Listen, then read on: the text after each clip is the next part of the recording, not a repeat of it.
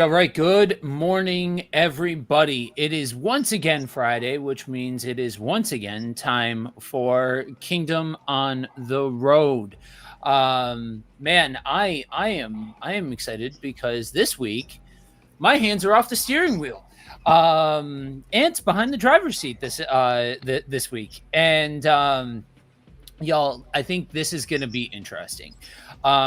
This is one of those weeks where, man, I'll say it straight from the gate. That gimmick in the bottom left hand corner to chime in below.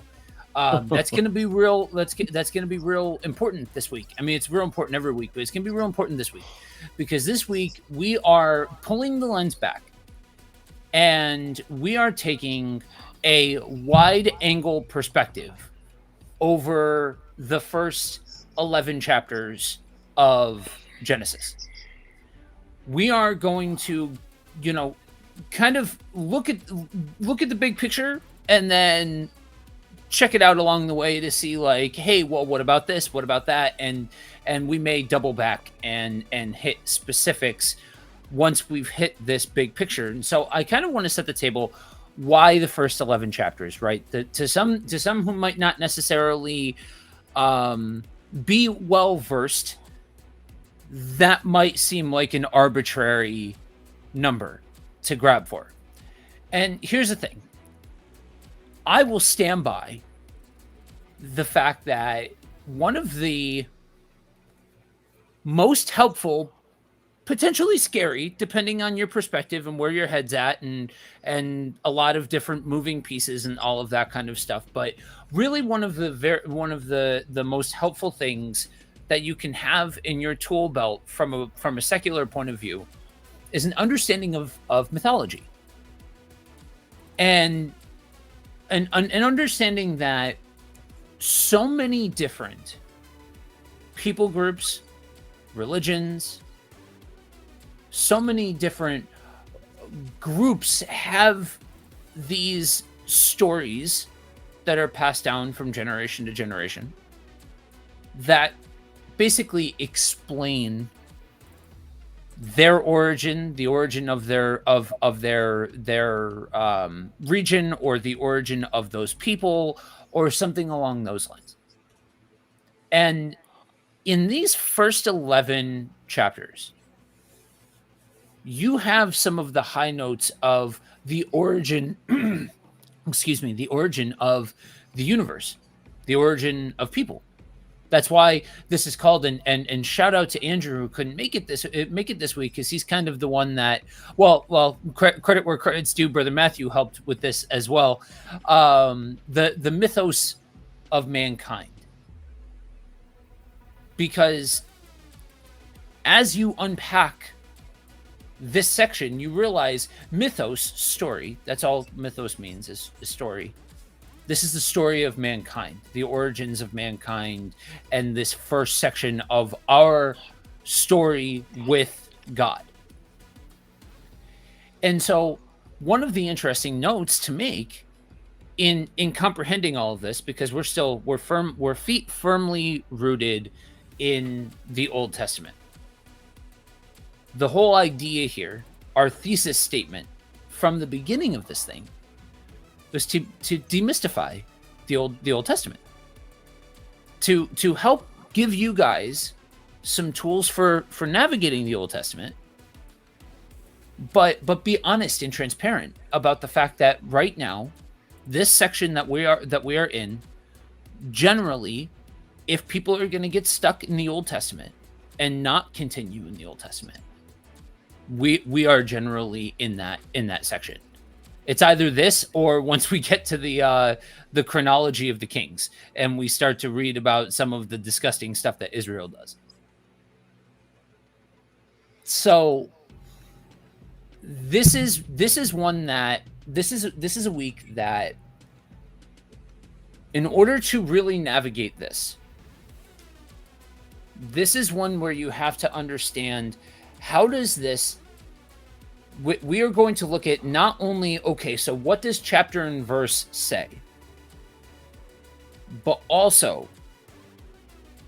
what do we do with this when other groups, religions, etc., have stories that look similar, but have very specific, very key differences when you compare them apples to apples. So I'm curious. I'm curious. What I want to start with you, Matt, Okay. because we've talked about before. It's come up in our group chat that you are that you used to be really into mythologies and different Yeah. things like that. So what came first, the chicken or the egg? Meaning,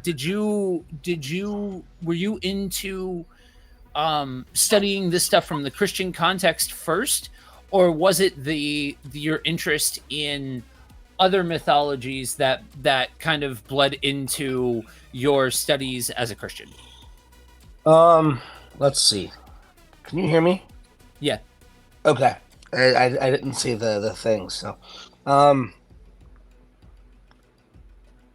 well, I've pretty much been Christian as long as I remember, or at least in a Christian context. So, super familiar with the biblical text, and grew up hearing all the Old Testament stuff. But also, as soon as I could read, I was reading um, Greek myths. I've always been super fascinated by Egyptology.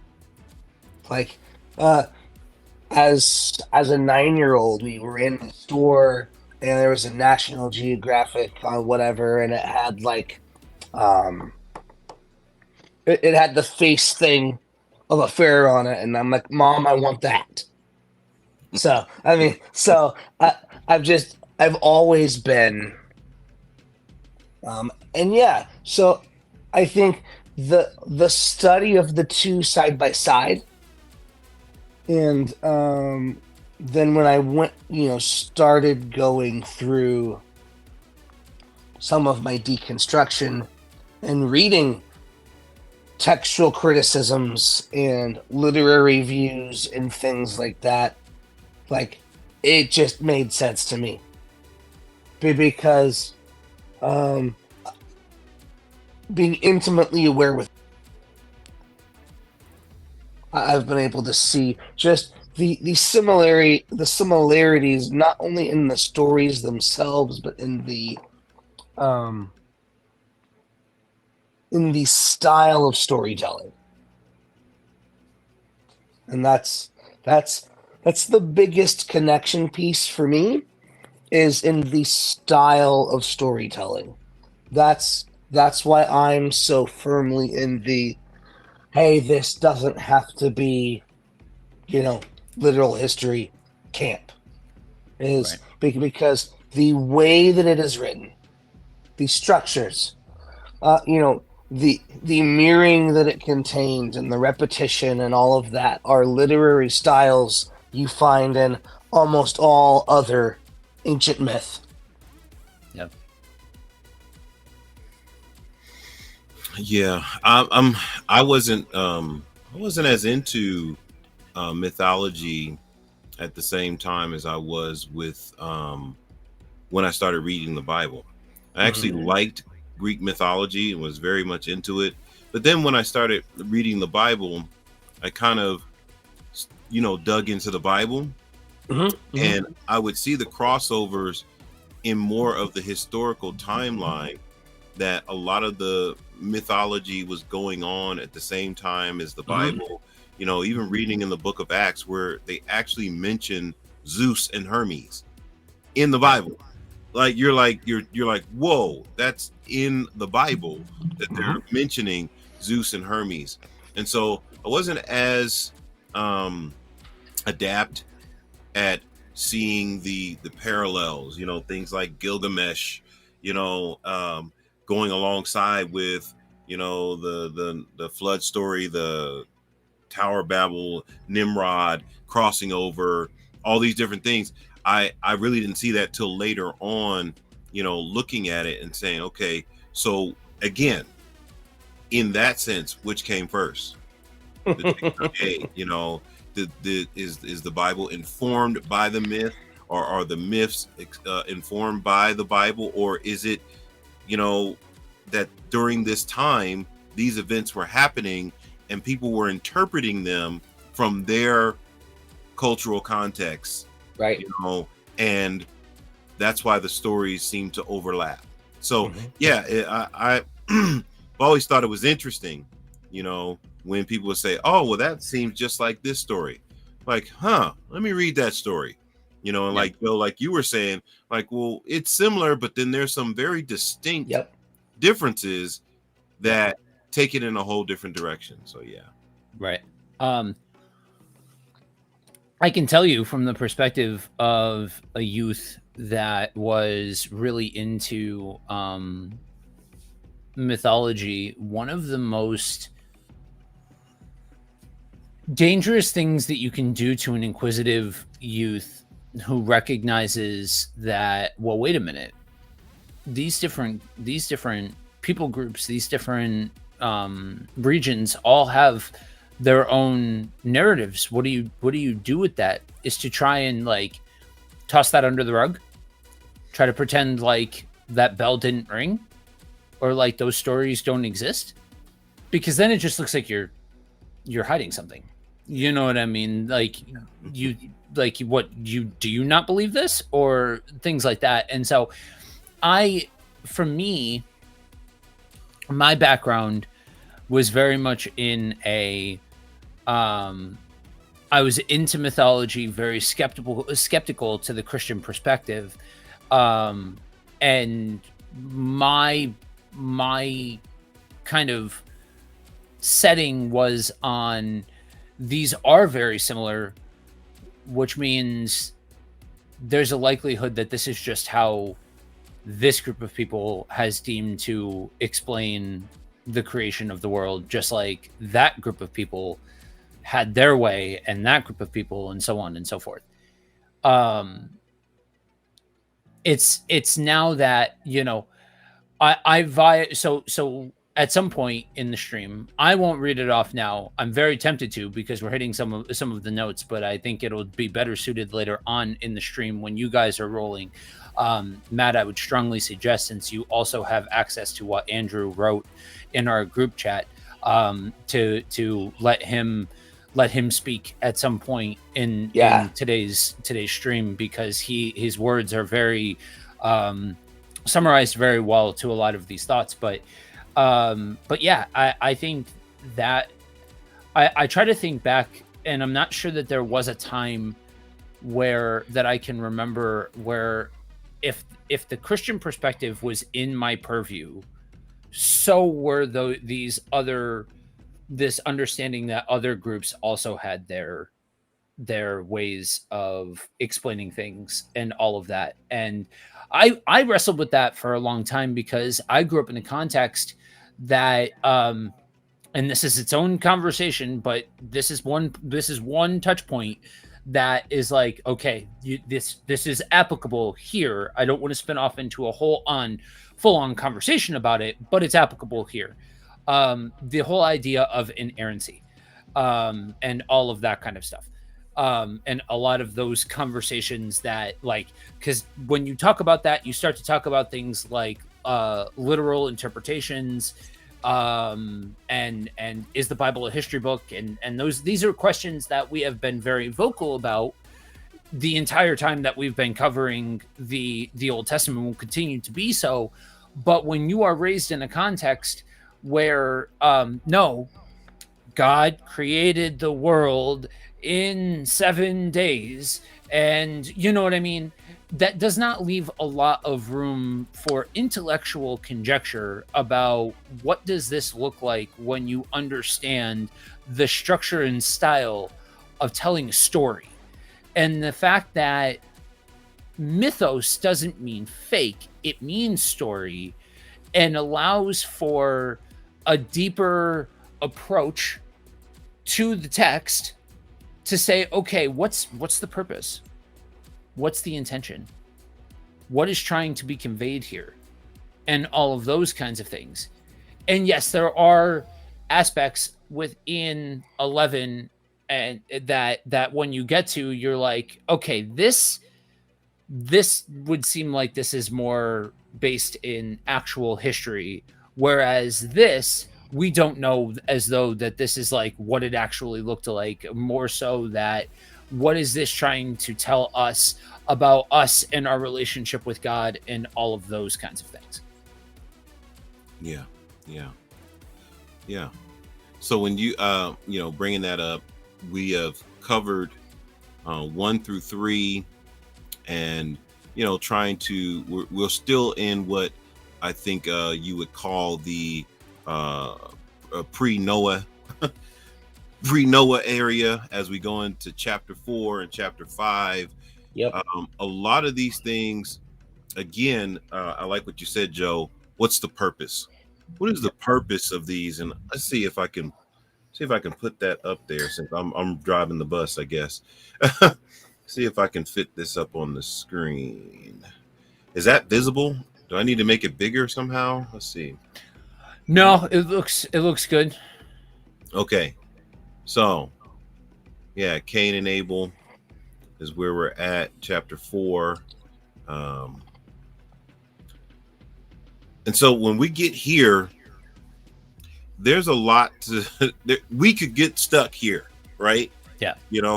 So where do we want to go from here? Because with Cain and Abel, this is kind of the beginning of, I know Adam and Eve are the beginning of human history, but this is really the beginning, right?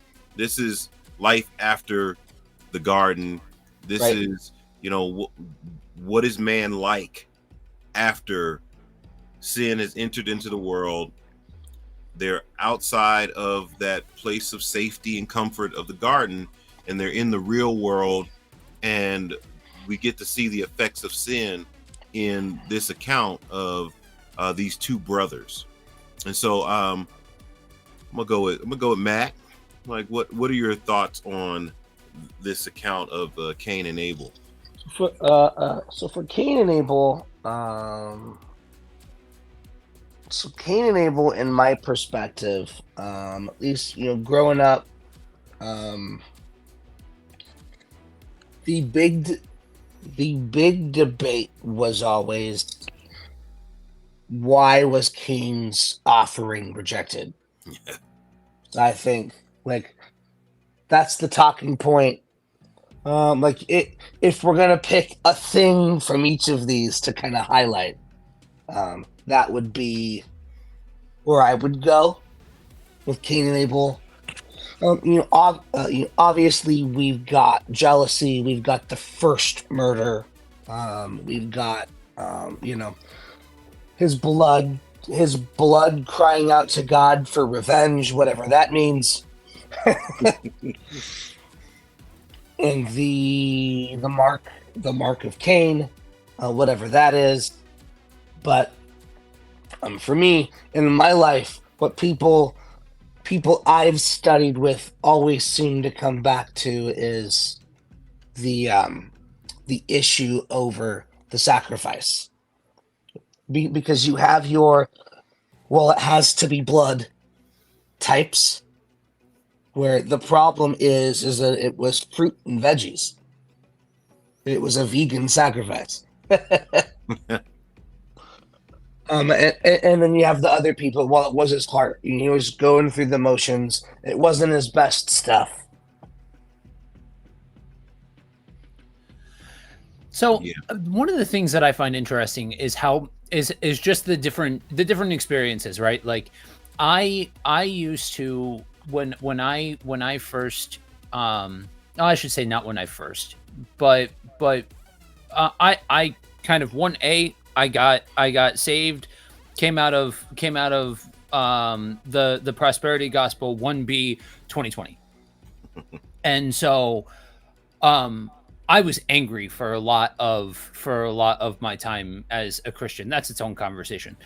But so I haven't always been interested in the differences that make up different Christians and how like what stands out. But now that I've like come around and I'm like, oh, okay, so like this is what it means to cooperate in the sandbox. Um, it fascinates me how different, like what stands out to different groups, Christians, things like that. And there's a million different influences and reasons behind it. But in my experience, which isn't, I'm not a lifer by any stretch of the imagination. It's not about the sacrifice specifically. Like, why was his sacrifice rejected? Partially because literally the only way that I've ever heard it taught. I've never, until I started hanging around with you guys, I never heard anything about like what the actual sacrifice was. More that it wasn't his best. So maybe that's part of it. Maybe I hadn't heard an alternative thought process as far as that goes.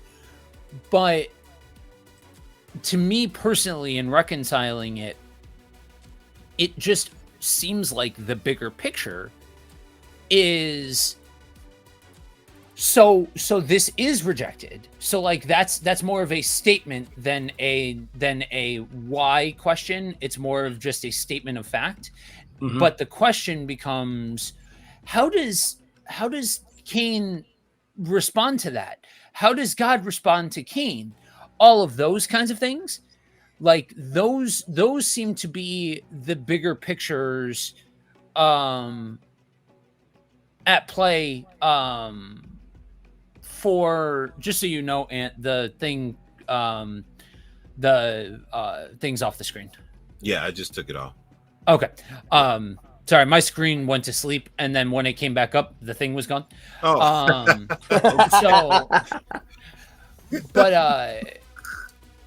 So that to me seems like that's more of like the thing as far as Cain and Abel goes, and that for me kind of lends to this bigger picture narrative of looking at it from the perspective of what does that say about us, our relationship with God, all of that kind of stuff. Yeah, I would agree with you guys. I've kind of went through all those processes too, where, you know, the sacrifice, why was it rejected? That was a huge conversation. You know, Cain himself, you know, what was the difference between him and Abel?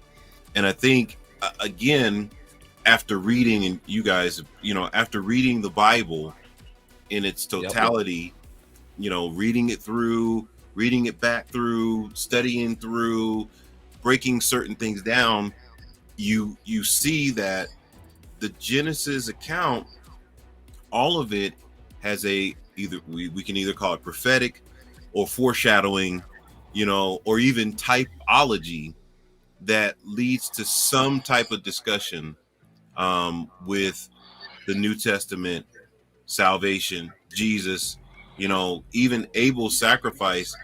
That's, you know, begin to hear that, okay, because I think somebody said blood, it had to be blood, right? Well, that camp is probably saying that because Jesus was going to be the sacrifice, right?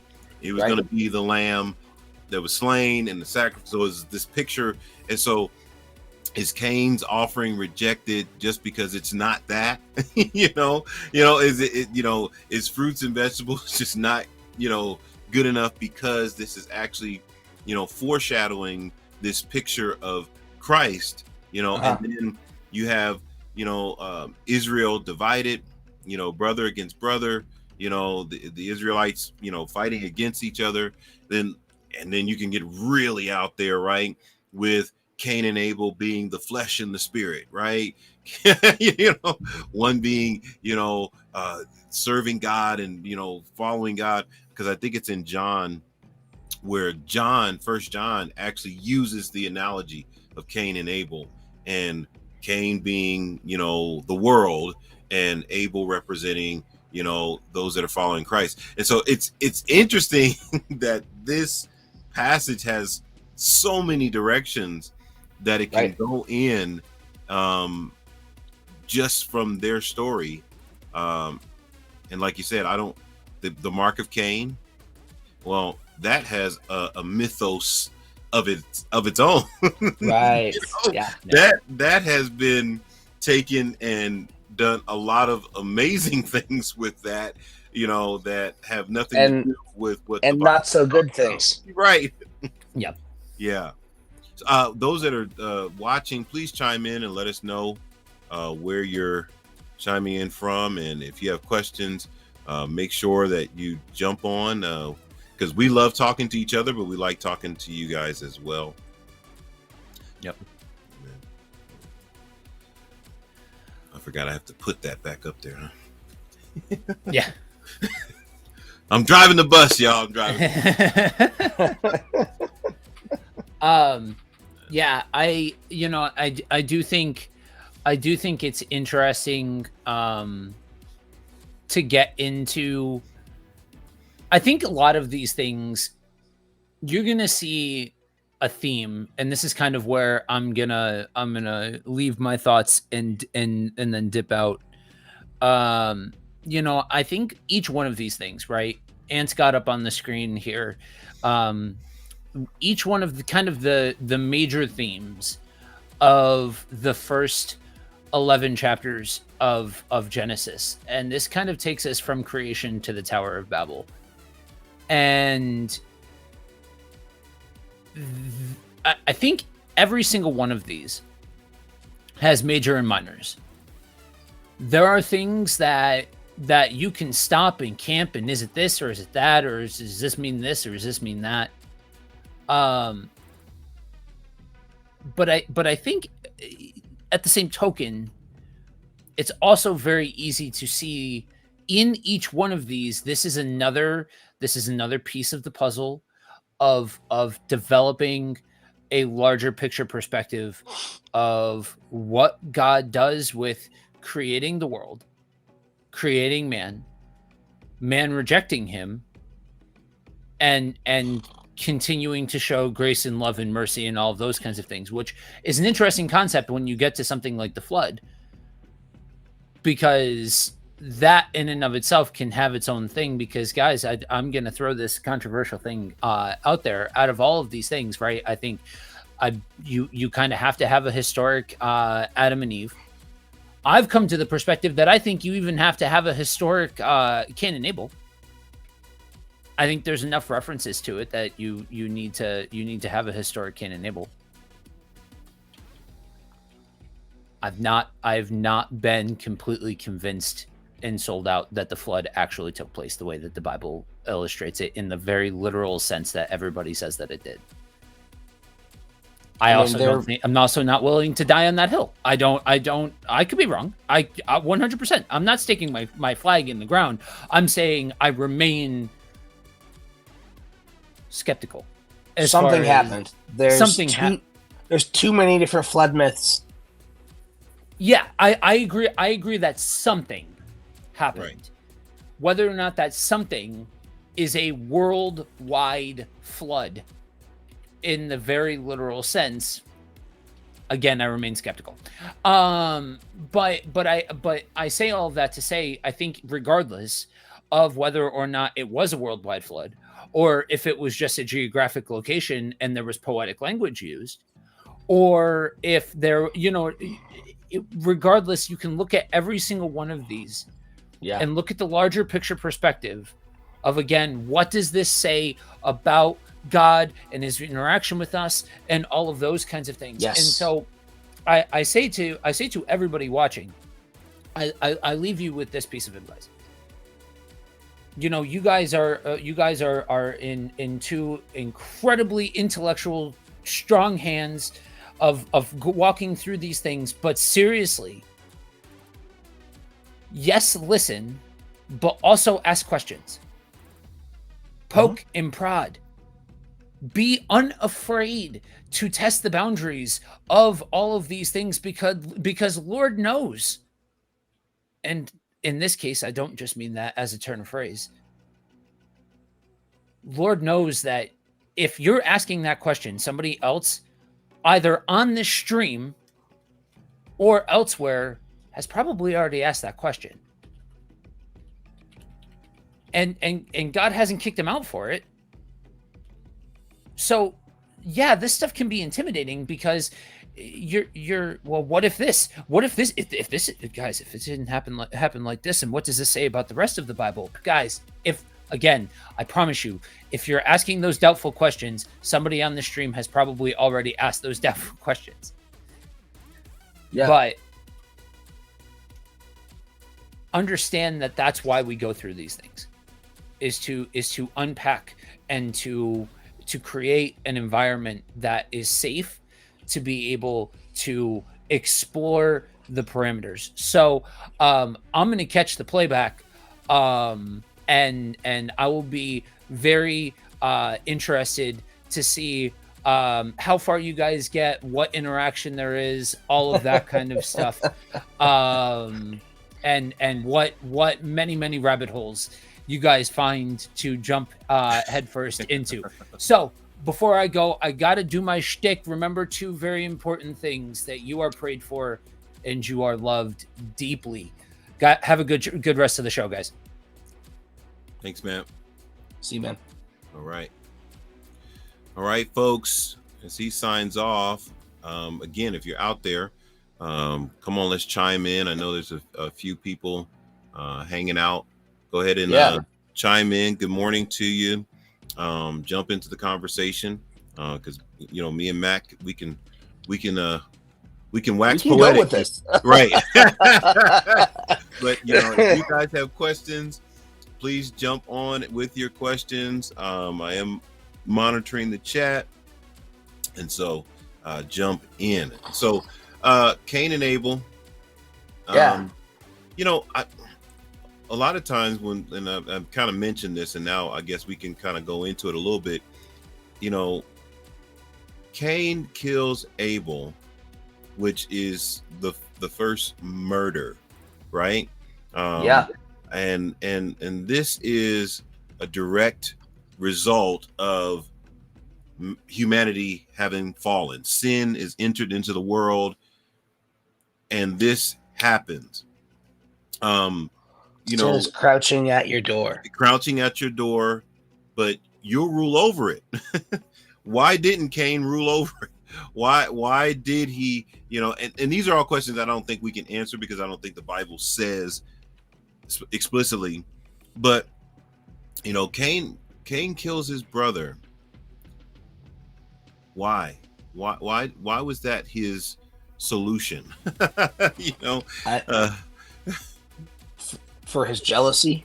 Yeah,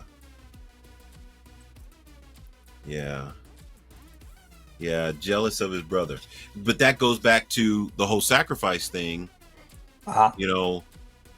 There's something in the sacrifice. If that was Cain's job, right? He was a tiller of the ground. That's what it says, right? Yeah. And Abel, was kind of a shepherd, and so he gave from what he had. Cain gives from what he has.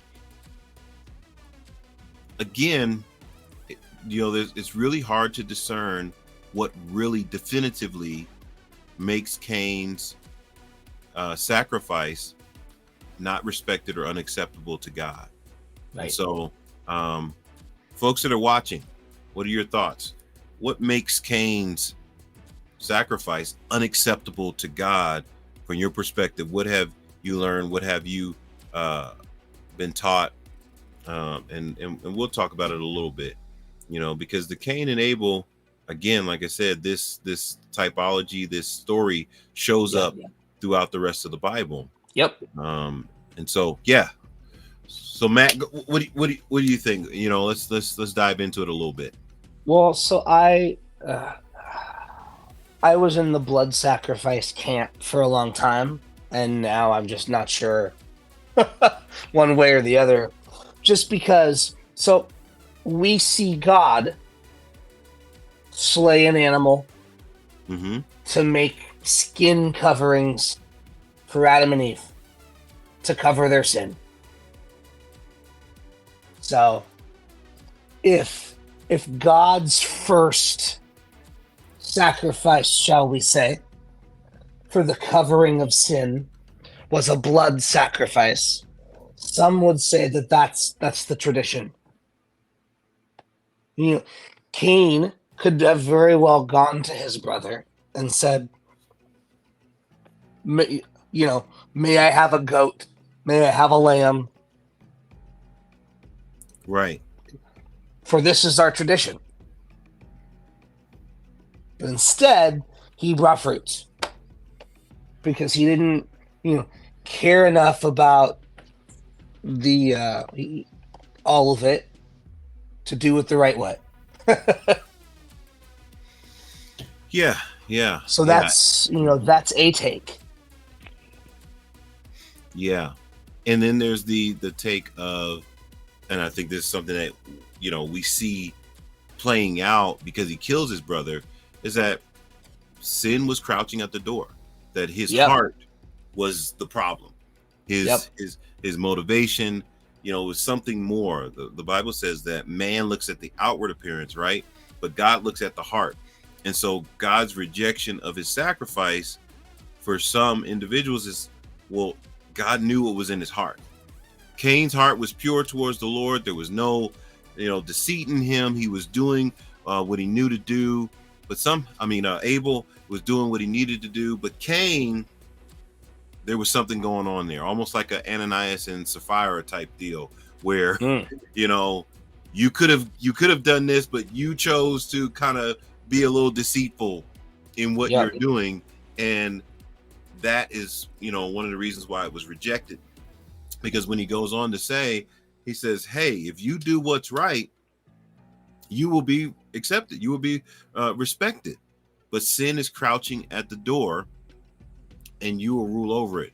But like you say, Cain, being jealous of his brother, rose up and slew his brother. Yep. And then and his blood cried out from the ground. Right. His blood crying out from the ground, that whole deal. So I think Cain and Abel, again, in my thought process, have a lot of foreshadowing that lead to a lot of different concepts that are played out through the rest of the Bible. Right. And yet God protects Cain. Right. He's still merciful. Right. The mark actually protects Cain. Right. It's not this curse. Yeah. It's a seal of protection for you will wander about not finding a home, but I will put this mark on you. So and anyone who kills Cain was 7 times over. All that language in there. So which is a curse, but it's also like protection. Yeah. Which shows, again, same thing in the garden. They're put out of the garden, but he kills an animal, covers them. So there's, even in judgment, somehow there's still mercy. There's still compassion. And it's like, but I think this is overlooked in God's character because we focus in on, he kicked him out of the garden. He cursed Cain, and then if you go into a lot of the popular ideas, the mark of Cain is a whole lot of stuff. It leads to a lot of the offshoots from the Bible, those that read Apocrypha or pseudepigrapha, different, ideas are birthed from that, even just from Jewish mythology, right? The Jewish mythology, they build an entire, offshoot of the mark of Cain. Those that are watching, hopefully you guys can chime in. I don't know if I have this on or off. Yeah, okay. So yeah, you guys can chime in, let us know your thoughts on Cain and Abel. Otherwise, we're getting ready to move forward a little bit to Adam's descendants, to Noah, which is that huge genealogy where there are some very popular names on that list. What are some of the folks that stand out in this list for you, Matt? Was that Genesis Yeah, 5? 5. Yeah. Let's. I wonder if there's a way. Well, so this is where we get Lamech. Yeah. Yeah. Wives of Lamech, hear me. For for I have killed a man. Yeah. Lamech. Lamech, Enoch. It Enoch. comes from this lineup, and then obviously we've got Methuselah, Methuselah. whose name interestingly enough means his death shall bring judgment. And I've done the math, and at least as far as the narrative goes, he lived until the flood. So, his namesake was true. Right. I'm gonna see if I can pull some stuff here that we can put up here.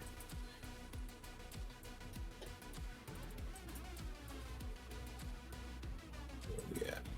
Trying to drive this bus.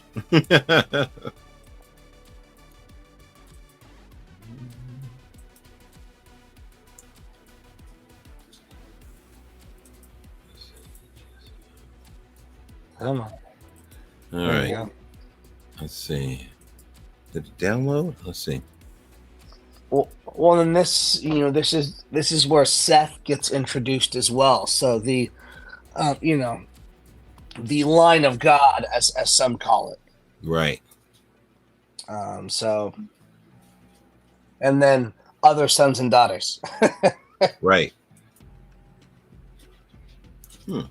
Says it's there, but I don't see it. Okay. All right. We won't mess with that too much. But yeah, yeah. So we get Seth. This is where the Sethites. And that's a whole theology too.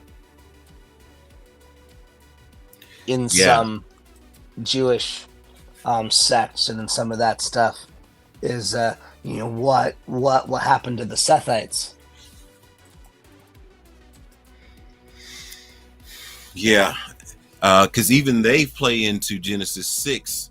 I don't want to jump too far ahead into that, but and like you said, Methuselah. That's a theory. The Sethites are. Yeah, we may touch on that again. You guys can chime in. If there's questions that you have or things that you want to offer in, and so this genealogy with Adam down all the way to Noah has a lot of twists and turns. You have some ages in there that are interesting. Even Adam and Eve, I remember teaching on this, they have the longest marriage on record.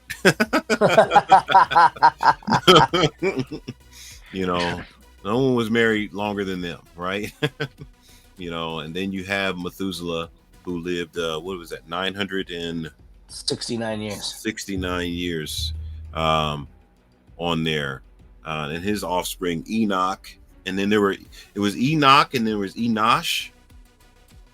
So you've got Seth, who was the father of Enosh, and Enosh was the father of Kenan. Kenan was the father of Mahalalel,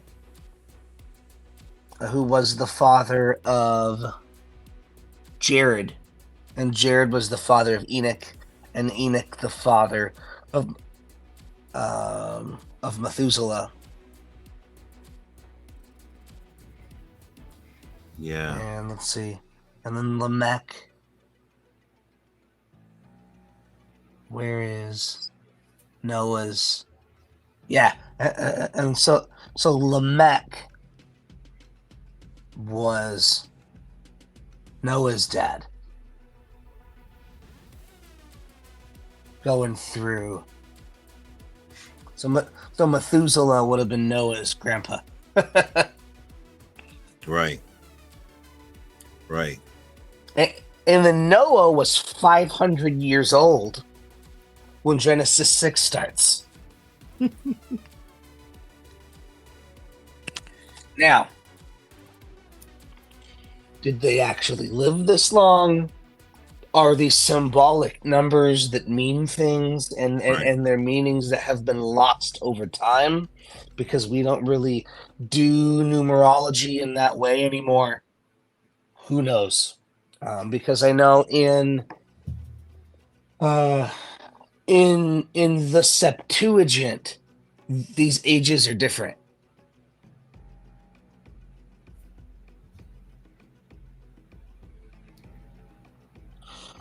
Right. So then we have to look. So that's another inerrancy conversation, and what a, a phrase I read a little bit ago that really made all this click for me is like something can be truthful but not accurate. Interesting. Because I can give you directions to my house that are truthful directions. They Right. get you here, but maybe I'm wrong about a gas station. Maybe it's on the Well, left instead of on the yeah. right side. Yes. Those sorts of things. So I gave you truthful directions, Right. but I wasn't accurate. Yeah. I kind of ran into that this week. And this is something that is a whole nother conversation. I don't know if we can get into because it'll sidetrack us. But the Masoretic text versus the Septuagint, right? Mhm. The variations, right? And both, like you said, truthful, but there's details along the way getting to things that you're like, well, whoa, why does this say 22 instead of 42 or 10 Right. instead of 20 or 30, 600 pounds here and it's only 30 pounds here, but it's still within the same context of the story. It's still, but there's a detail discrepancy there where a person can get hung up on that and say, well, can I trust any of it because of that discrepancy? Right. Even though, like you said, I gave you the directions and you did get to the address. Mm-hmm. But the gas station I said was on the left was actually on the right. Right. Yeah. Exactly right.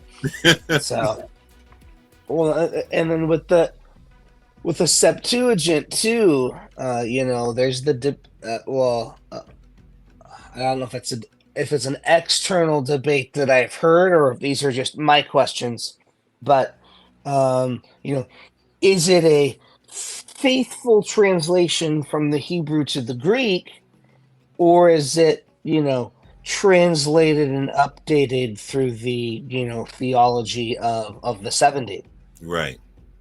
Did they use some of their ideology to then the Masoretic is Jews translating this almost from memory. Yeah. Yeah. like wow, how did you do that? So yeah, let's move forward. Like you said, we'll see how far we can get.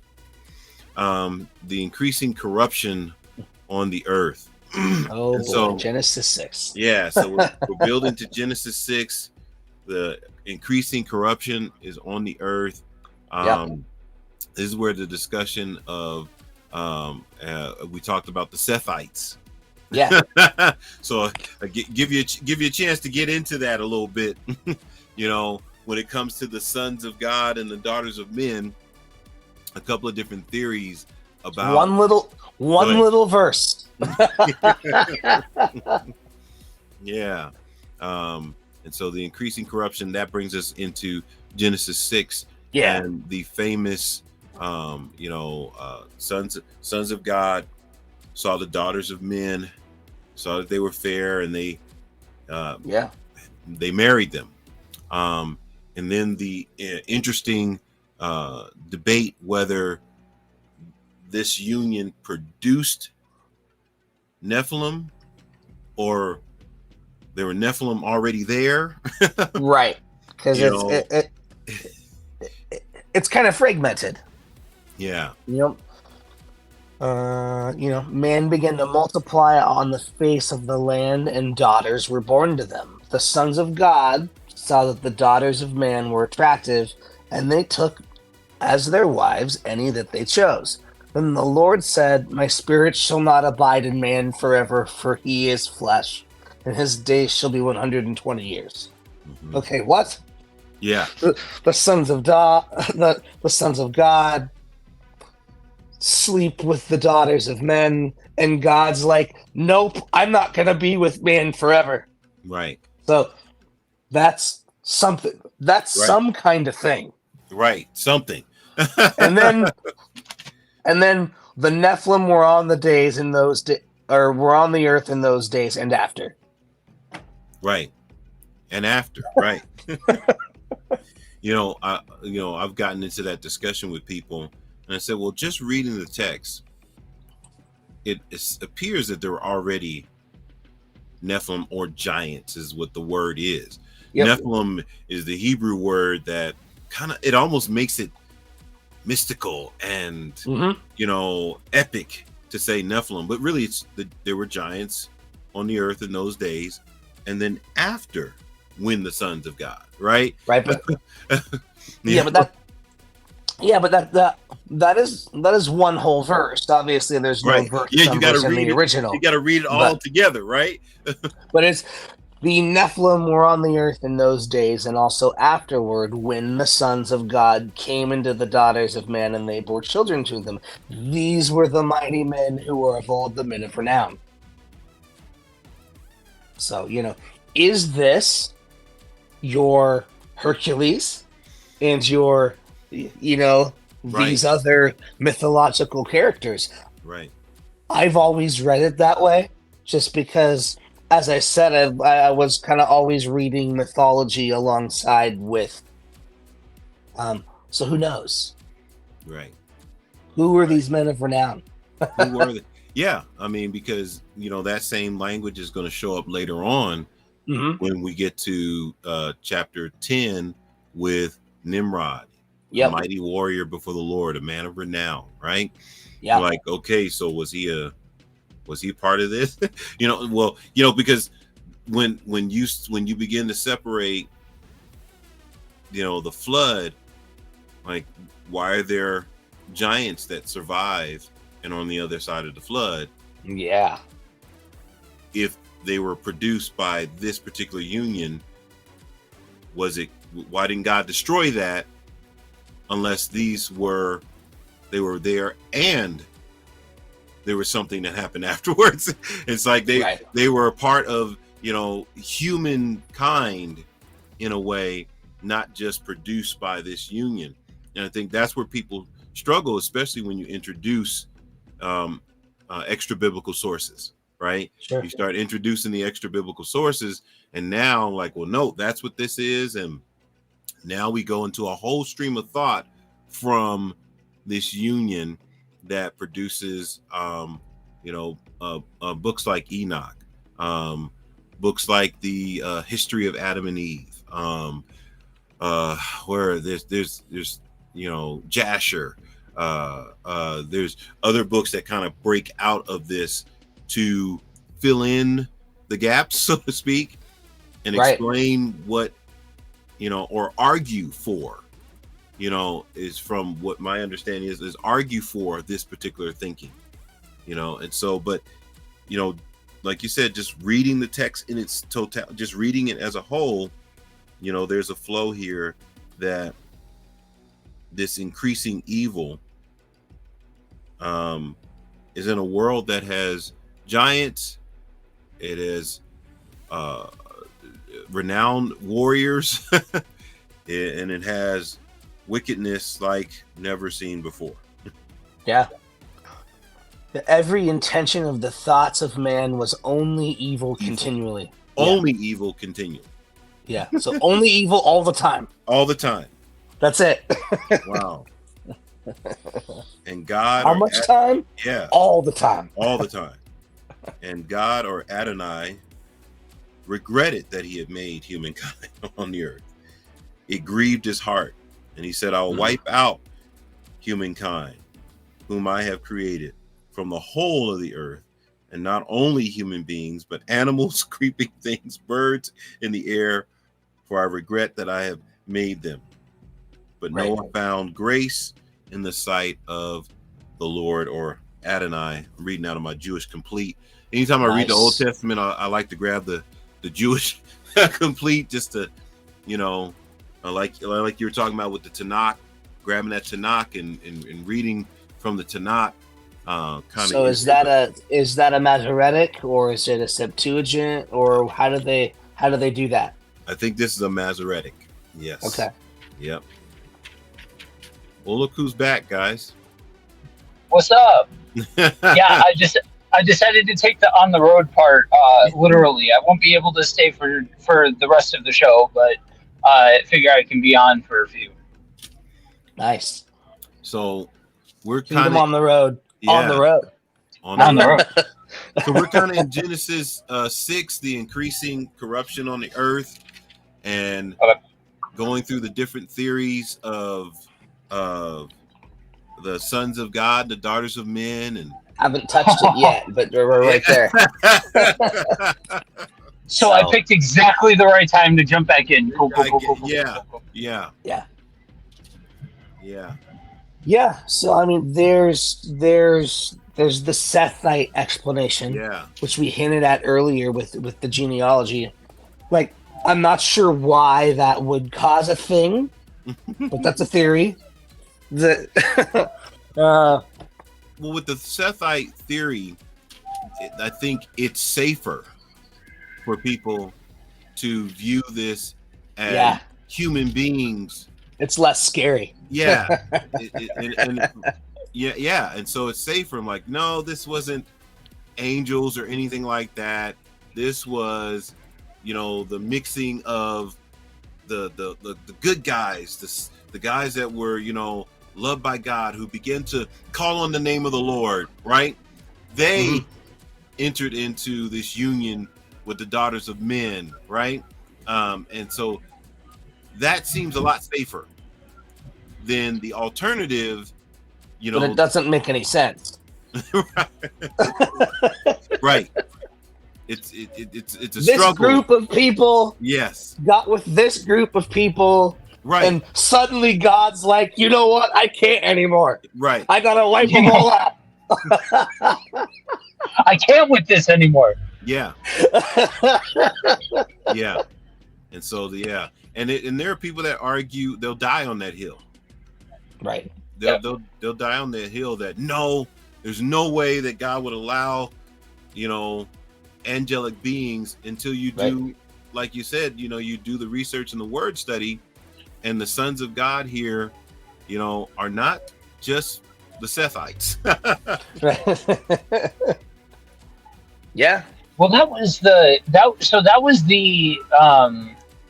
explanation. I guess I would call it the response to the History Channel of it all, because I'm from the generation where History Channel after 9 p.m. was wild and out. There was some wild stuff on the History Channel after 9 o'clock. And that a lot of the response to the whole was this angelic interaction? Was it that was to say was it aliens? Okay, was it aliens? So was to say okay, so son of is simply a title that we see of several different places throughout the Bible. So that this must just mean this is a people group that were going by this title, and thus just kind of going the very I'll call it pedestrian route of this is just referring to a very specific group of people. Right. I think in the large picture of it all, that doesn't necessarily make a whole lot of sense. Right. Even before you get to the word study portion of it Right. just flat out and out, like in its context, to say that it's just referring to, when it says sons of, that it's referring to a title, doesn't necessarily make a whole lot of sense. But this is one of those areas that, like I said before, asking questions and poking and prodding, I don't think is necessarily a dangerous proposition, Right. because it's not clearly stated, it's not clearly outlined. Yeah. Yeah. I mean, and it. So yeah, there's the Sethite theory, which I think we've all pretty much agreed upon doesn't really make much sense. There's the angelic being, or like other god, Enochian theology, the Second Temple version, or this is also where a lot of like the ancient aliens people like Yep. like to try and find their on road into the Bible and say, okay, well um, you know these were other sons of God from other places. Yeah. Yeah. Yeah. And I think when you're There's digging, aliens in your Bible, y'all. yeah, and there are people that will stake their claim on that. That in the beginning, let us. That was God in the aliens. Creating. Right. Mankind. Right. Yeah. But yeah, this is where enters the whole idea of this corruptness in the world reaching its apex and Yeah. needing to be dealt with in a severe way. And so people argue. I saw somebody really slam the fact that God regretted making man here. Mhm. And so that becomes another point of struggle for people. So when you guys have you guys run into that, well, how are you gonna trust the Bible where your own God regretted making you? He repented even making man, right? And like you said, before getting into any word study or anything, just on the surface, that seems like a place of contention where it got so bad that he didn't want you anymore. How is that God loving, in that Right. sense? Yeah, I'm trying to In do my the flesh, word. I want to look at something like that and be like, can you really blame him for regretting creating mankind? Have you looked at the world?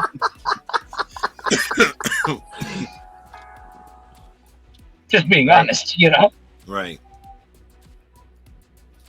Yeah.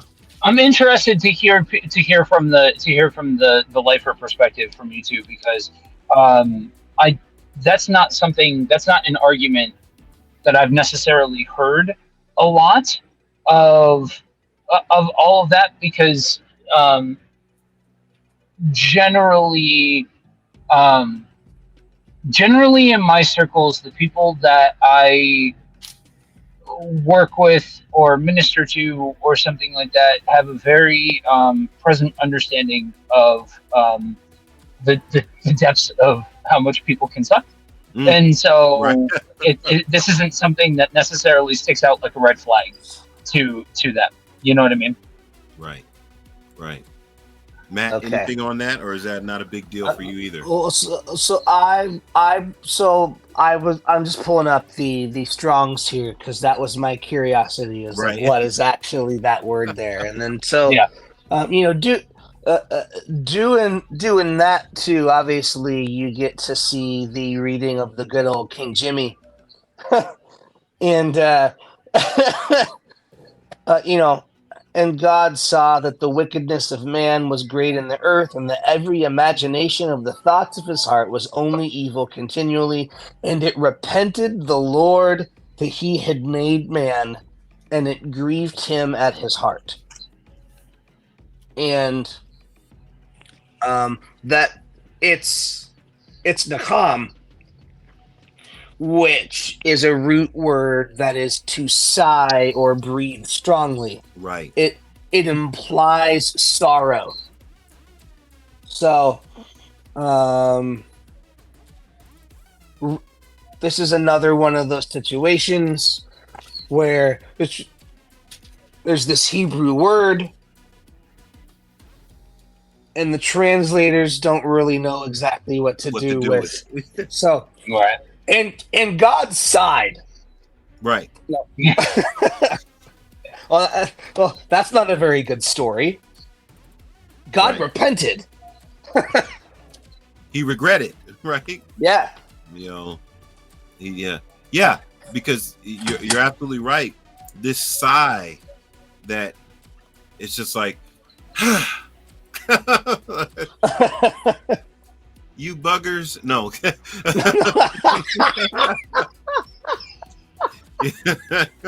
You know, you think about that. God then decides that we're going to remedy this. And right. I mean, when you think about that every thought of man was continually wicked. Right. Only evil all the time in some translations. You know, that's an interesting deal. Right. We think things are bad now. Right. Right. So, that could lead to its own conversation about, you know, and this is where my Yeah. cynicism is going to show, but this could very easily lead to a deeper conversation of, is this what it looks like when man is truly like, this is a snapshot into man without the influence of God, like having rejected God completely, and this is a pre-Jesus world. Mm-hmm. And does this speak to, again, we go back to that whole foreshadowing thing, right? Right. We go back to Yep. how does all of this fit into the larger picture narrative? Well, you look at things like how people are when they're left. You know, look at, so the age old shopping cart test, right? It's a, for those of you that don't know, that is a philosophical practice and a morality practice of what do you do with the shopping cart, because there's nobody sitting there with that's policing that. There's literally no net benefit to you to put the shopping cart back in the corral after you're done. And that's why you go to stores and you see shopping carts all over the place, because there's no net benefit on the individual to put it back. And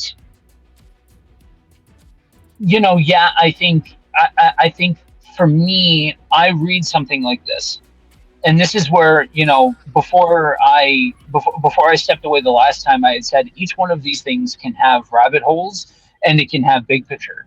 I think big picture is that when you look at people, this is a look into humanity and humankind, and this is a look into I made the joke about how much people can suck, but yeah, I'm glad that you brought in the Shungs, because that's really all it is. It's essentially just a sigh, but it shows the fact that God isn't going to, throw out the clay and restart and this and that, and you know what I mean? Like, I do think that we need to be aware of what this says about humanity and what humanity is capable of left to their own devices. That's why I don't get deep into the weeds on morality and is morality a thing and what is morality and all of that kind of stuff, because you can pretty well sum it up to morality is subjective and people suck. You know what I mean? Right. But Also this can speak to the influence and the presence of the spirit in the world. Because here we are in Genesis 6, where men are only evil all the time. Mm.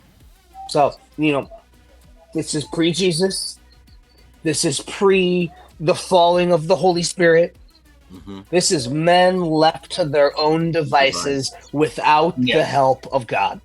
Yeah. Right. And so, yes, our world is going to hell in a handbasket. Maybe there's no handbasket. Maybe we're just, but we also have the influence of the church and the spirit in the world. Yeah. Yeah. Yeah. I think that's a good point to quote to quote the great philosopher Tom Petty. We are in fact free falling. Guys, I had to work it in somewhere. You set that up perfectly, Matt. But yeah, I think you're pretty well bang on the banana there of the fact that we see we are looking through the lens of history before Jesus, before Holy Spirit, before this very present influence of God.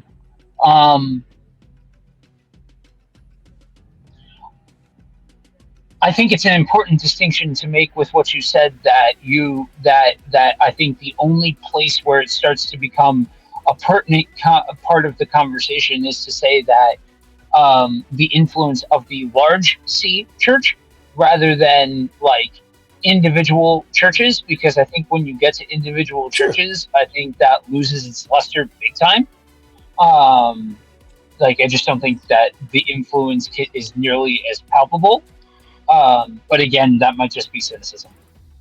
So it should be. Yeah, it should be, but it isn't. And so, I was looking forward just a little bit, and I don't know how long we want to hang out here, but the thing that always jumps out at me is Noah was a righteous man. And I've heard people kind of argue Noah's righteousness, but it says that Noah was a righteous man and wholehearted. Noah walked with God. So in the midst of all this, there's still this individual that walked with God, that still did righteously. Does this mean that he was perfect? Probably not. So I wonder. Well, no, we see what happens afterwards. I wonder, so what makes Noah righteous? Again, it almost feels like the conversation about Cain's unrighteousness, Noah's righteousness, because I don't see anything that he did that made him righteous. So why is he considered righteous here? I mean, there's a certain, we don't know. It says he walked with God. Right. And that may be it, right? That may be it. That may be it.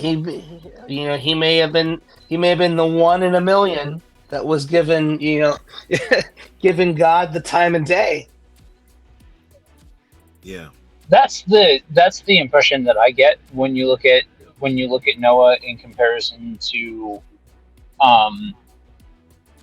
the rest of humanity. It would seem as if depending on how exactly you take the what's written there, that it's just a matter of somebody who is even attempting, what I mean, in comparison to what seems to be largely something that isn't present in the lives of others. Yeah. And it's interesting because, again, Jesus brings this up, right? He says, in the days, so as it was in the days of Noah. That, like you said, we think it's bad, but the days of Noah were as bad as it could get. Right. But then we've got Enoch, who was his great who was his great grandfather, Right. and who walked with God to the point that God just took him out of the Right. world, saved him from death. He was no more. Yeah. Yeah, he just walked with God, and he wasn't. What's that? How do I sign up for that? And it again is that foreshadowing that walking with God produces this salvation, right? Enoch's he was taken, right? Noah, he was given a way out. But either way, them walking with God produce this safety with God, which, you know, when you look forward, and again, this is just, I want to stay present in the text. I hate the fact that I can't help myself but to look forward, you know, to how the New Testament portrays this. Right. Yeah. But that's the way it's written. Yeah. Obviously, they didn't know that at the time, but we, you know, because we have the completed work. Yeah. We know the whole story. We can see, like, that's how these stories are written. They absolutely point forward. And it's almost like if you were to just read the Old Testament by itself with no knowledge of the New Testament, you are missing it. You are, you know, and so someone says, well, I'm reading through the Old Testament. Great.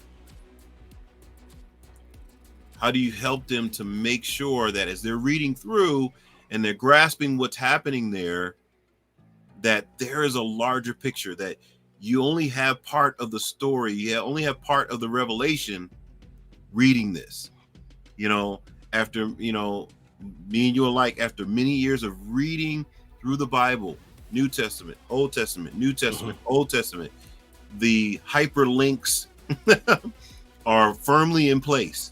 You hit one thing, you're like, whoop, that takes me right to here every time, you know, and vice versa. I'm reading in the New Testament, boom, that takes me right back to here, you know. And so even reading through these first 11 chapters, there's so many first mentions here. Yeah. You know, there's so many first mentions here. There we go. There's so many first mentions here that it's amazing. And so every time I look at something, it's like, oh, this is pointing towards something. It's not just resting in its own story. It is a typology. It is a foreshadow, however you want to say it, a prophetic, you know, however you want to say it.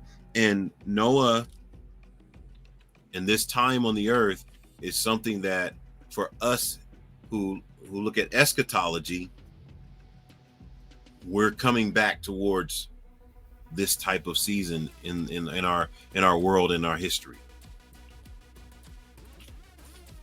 So, all right. And here's another you know, interesting tidbit, like almost like a Genesis 1, Genesis 2 deal.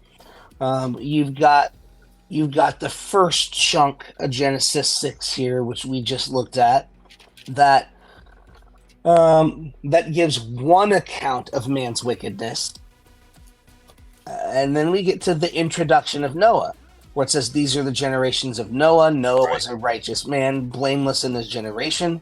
Noah walked with God, and he had 3 sons, Shem, Ham, and Japheth. Now, the earth was corrupt in God's sight, and the earth was filled with violence. Right. But haven't we already been told that? No, because this thing is going. It's still going, right? It's still going. It's still pushing forward, right? Yeah. Earth is filled with violence. God saw the earth, and yes, it was corrupt. For all living things. So all living beings, had corrupted their ways on the earth. So all living beings. So earlier it mentioned that even the animals at this point. Yep. I was actually sharing that with somebody yesterday. You know, the fact that animals attack humans or kill, and all these things are a part of this corruption that is linked to the fall. That imagine being in that garden before sin and being able to walk up to, a 10-foot bear and you don't have to be scared, But once sin enters, now it's volatile. Anything can kill you, right? Because it's filled with violence, right?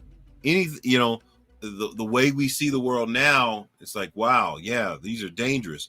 But in the garden, it wasn't dangerous. Right. Yeah.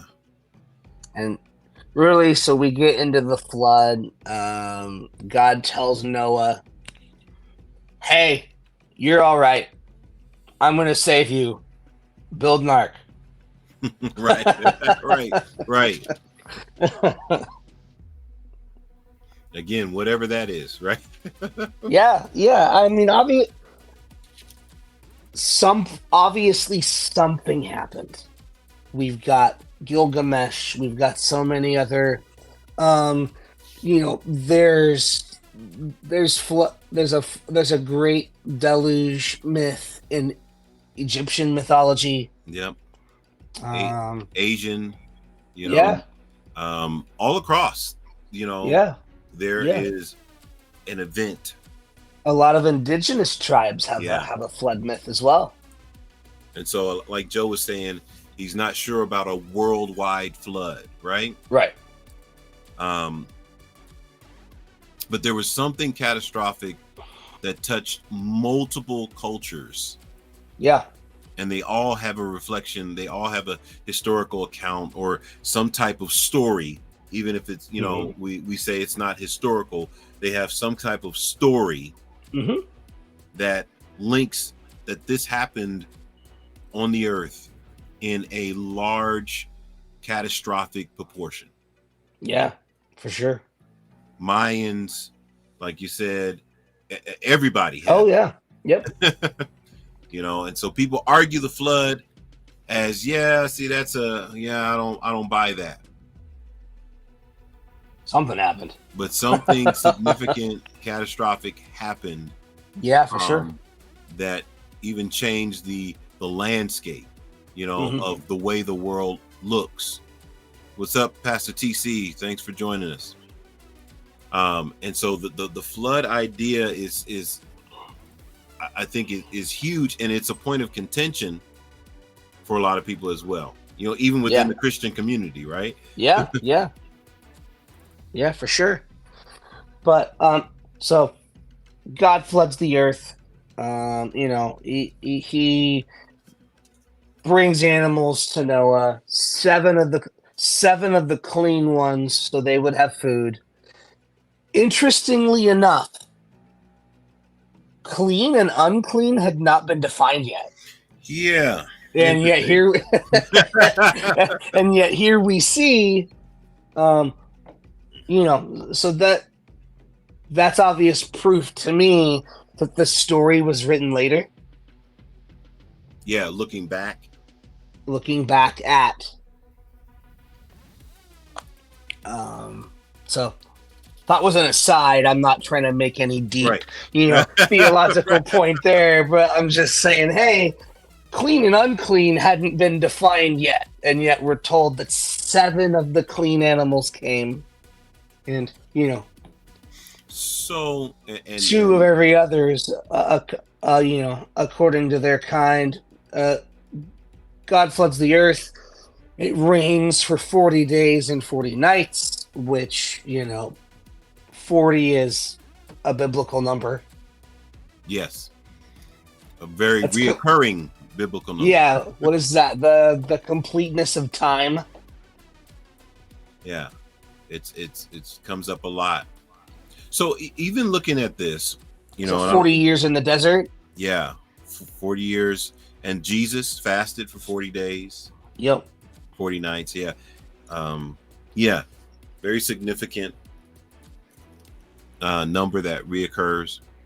When you look at the flood and you look at the people and the animals on the ark, one of the things that came up a couple of years ago when I was doing a study on the giants in the Bible, the Nephilim, the Raphaim, Yeah. the Anakim, the Gibberim. Well, anyway, doing a study on the giants.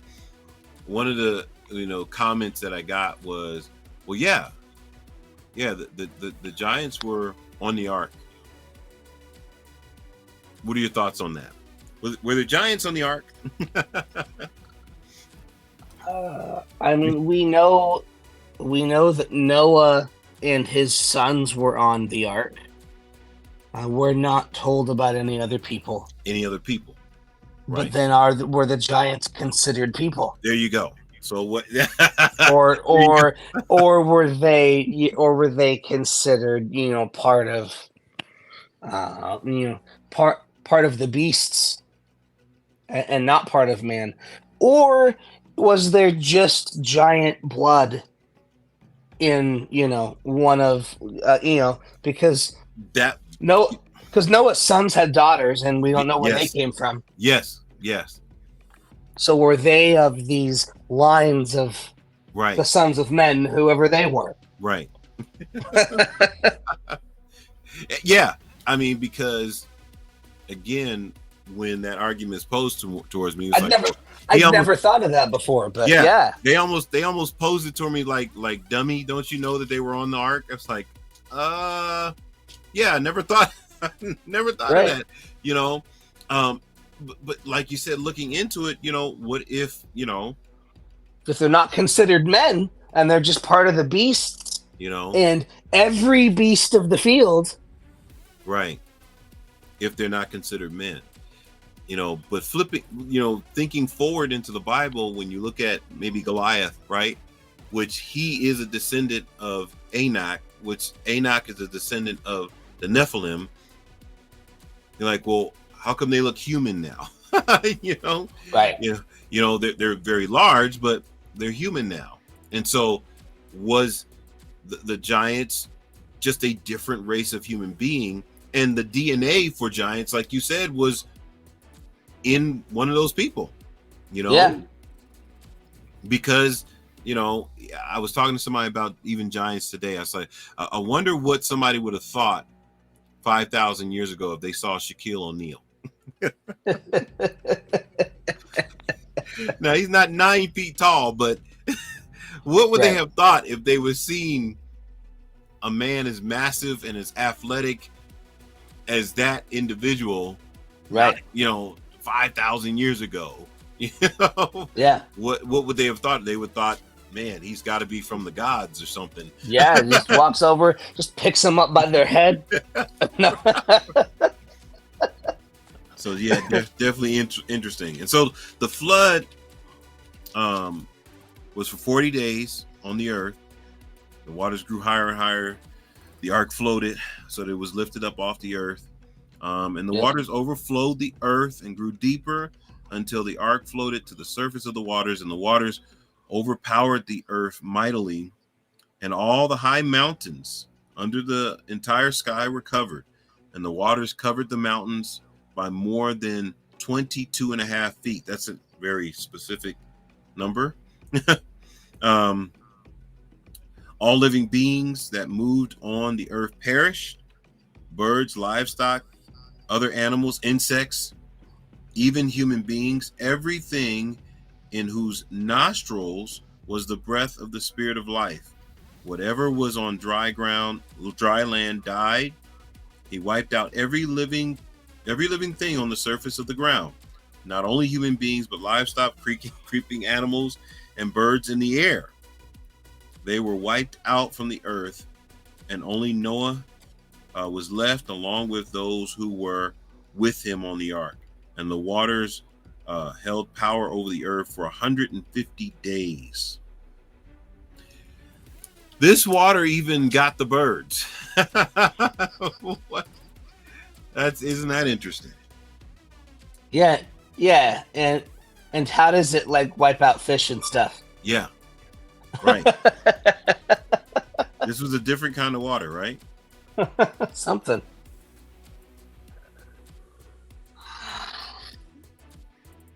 Yeah. He It really he doesn't sends even out. it doesn't even mention the fish, does it? Does it say? Well, it says every. Hold on.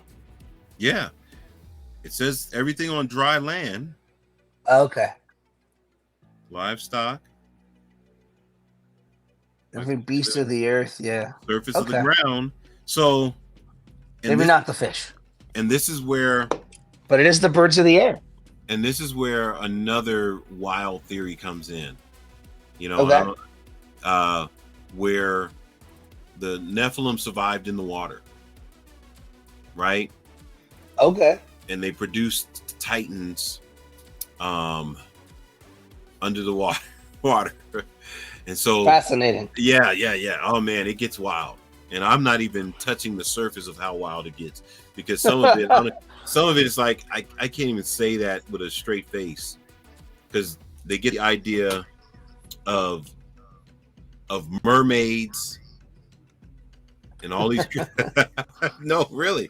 And I know some of you guys are listening, you probably that comes from somewhere. right. I know some of you guys are listening like, no, like, yeah, there's been some stuff, that is done with this account. Yeah, And, Genesis 6 specifically. There's yeah, just so many offshoots. Because what are these Nephilim? Why were they there? Why were they still there after? right. Why is it mentioned? And why does that seem to be what was the last straw for God? Right. Look, I Right. know you guys. Look, I know you guys are always evil all the time, but this Nephilim stuff, Right. like that's one step too far. Right. Yeah, like you said, if that was the case, if that was the tipping point, that okay, now it's totally out of hand now, right? Right. Otherwise, like if it wasn't, why is it in the narrative? It just Right. seems so oddly just inserted. We're just gonna drop this, we're just gonna drop this reference right here. Because you can not have those first 11 verses and the story still works just fine. You don't even need it. Right. All right. So we got the flood. Now the flood begins to subside. Yep. And so we're looking at Genesis 8 and 9. I'm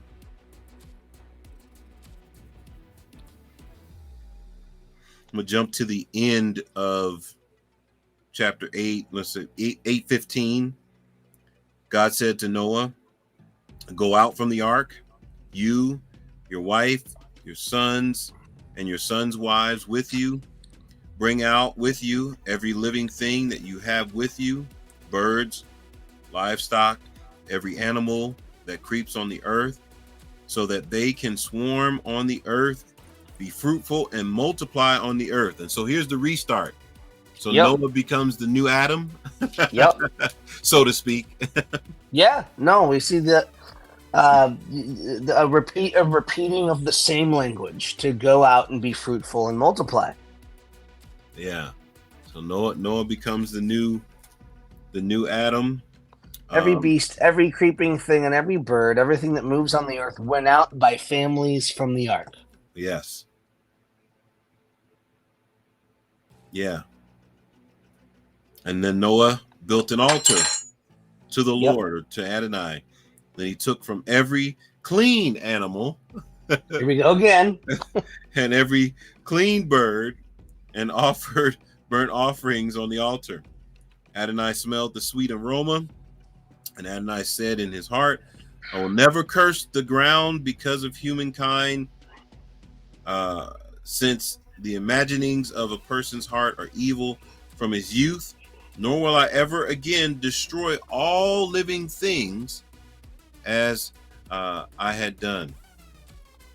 So long as the earth exists, sowing time, harvest, cold, heat, summer, and winter, and day and night will not cease." So he kind of establishes seasons and changes And so it makes a covenant. Yep, and then he hangs up that bow. Yeah, makes the covenant. Yeah. So the flood subsides. God blessed Noah and his sons and said to them, "Be fruitful and multiply and fill the earth." There it is again. Same language, right? The fear and the dread of you will be upon every wild animal, every bird in the air, every creature populating the ground, and all the fish in the sea. There's the fish in the sea. There they are. They have been handed over to you. Every moving thing that lives will be food for you. Just as I gave you green plants before, now I give you everything.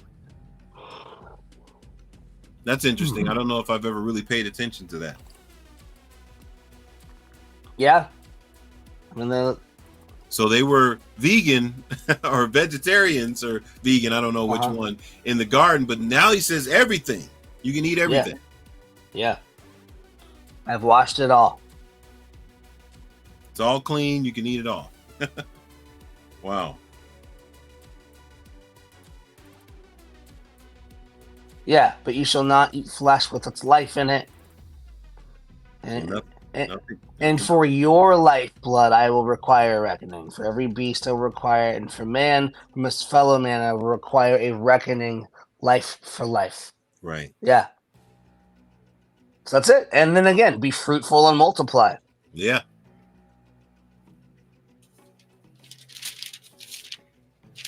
And then God and then God takes that bow that he had, that he had used to inflict wrath, and he hangs it up upside down in the sky.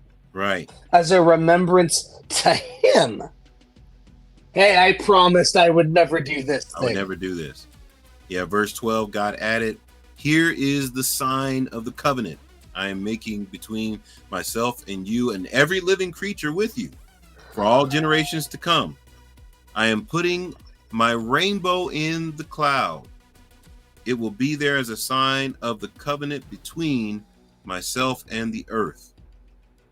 Whenever I bring clouds over the earth and the rainbow is seen in the clouds, I will remember my covenant, which is between myself and you and every living creature of any kind. And the waters will never again become a flood to destroy all living beings." Right. So it's for God's remembrance. Yeah. Not for ours. But then you've got to ask, is this just one of those, okay, well, why is there rainbows?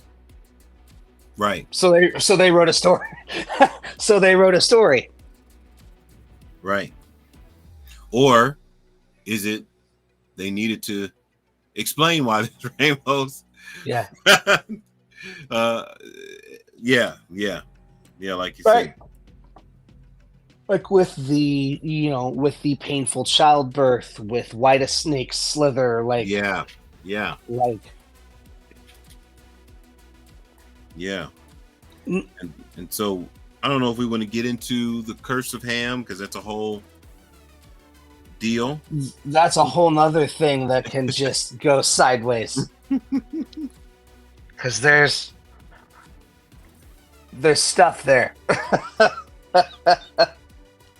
So we can hop forward to the descendants of Noah. Well, I do want to point out though. I don't want to fully go into all that, because there's potential to be a lot of meat on that bone. Yeah. But let's just say, so this is Noah, who was the only one who God could find who was righteous in the land. And the first thing he does is he plants a vineyard, and he gets so drunk that whatever happens, happens. So, and so what's interesting is, it's almost like history again repeats itself. That and that Noah finds himself naked and needing to be covered. Yeah. Whoa. Right? he finds himself naked and needing to be covered, just like Yep. Adam and Eve found themselves naked and needed to be covered. But the controversy Whatever else comes that in. means, Right. whatever else happens. Right. But the controversy comes in what Ham does versus what the brothers do. They Right. cover him. Ham kind of exposes him. Yeah. And Noah curses Ham's descendants, not him, but his descendants. Yep. Which kind of leads us into Noah's descendants, Yeah. which is chapter 10. In chapter 10, there's a lot of meat there because basically this is affectionately called the Table of Nations, right? Yeah. Yep. Yeah. Yep. And so this breaks down all the nations, and there's a lot of argument in here with even if this genealogy is correct and what peoples came from where, and right, because we've got it's in Deuteronomy, right? There's a similar table of nations that we see in there. And that'd be interesting. I haven't done that before. That might be a study that I do today since I'm curious. But just comparing that table of nations to this one. Yeah.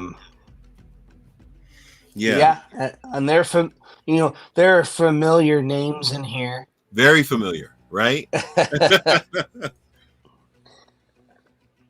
Because these sons of Japheth were Gomer, Magog, Madai, Javan, Tubal, Meshech, and Tiras. The sons of Gomer, Ashkenaz,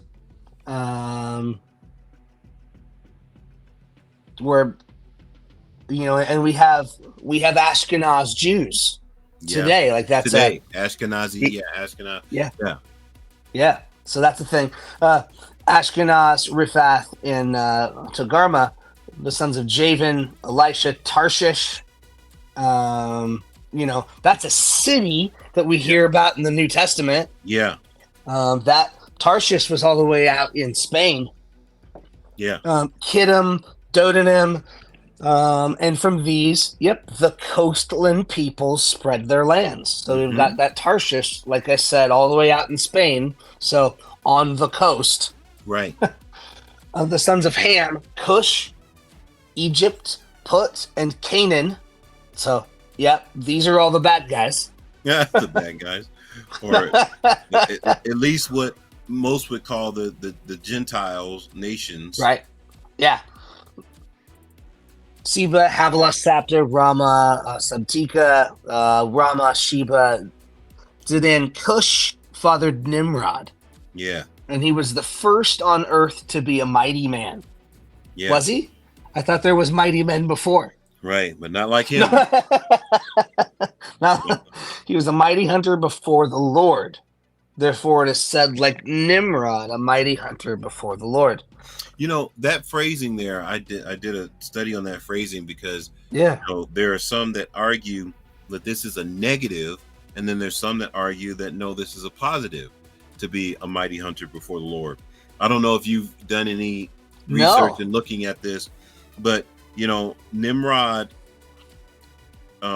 during this time, being one of the first great kings or great kingdoms, right? Great rulers on the earth, was a mighty hunter before the Lord. And that, when you look into the Hebrew, that before the Lord, that takes you into an entire study of, is this approved by the Lord? Is this just before the Lord? And so it's that whole conversation about Nimrod. Was he good? Was he evil? Was he just a person? Right. I mean, why is it? And why is it an insult? Yeah. Nimrod. I mean, why do we call people? Yeah. And later on in history, it takes on a whole different deal. Yeah. It goes Yeah. from, it goes, it makes a different deal. So, Nimrod, this mighty hunter, this mighty individual, later on is linked to Babylon. Right. The beginning of his kingdom was Babel, Erech, Akkad, and Kalna in the land of Shinar. Yeah. Even And, Nivea. Yep. He even built Nivea. And so I think that's where he gets his negative perspective. From the land, he went into Assyria and he built Nineveh. Mm-hmm. Egypt. Yeah. So Egypt then followed. Yeah. So through some calcium, who it says from whom the Philistines come. So right. the Philistines come from Nimrod. So that's fascinating. Fascinating, right? These are the because these are the main enemies that God continually raises up against Israel anytime they turn away.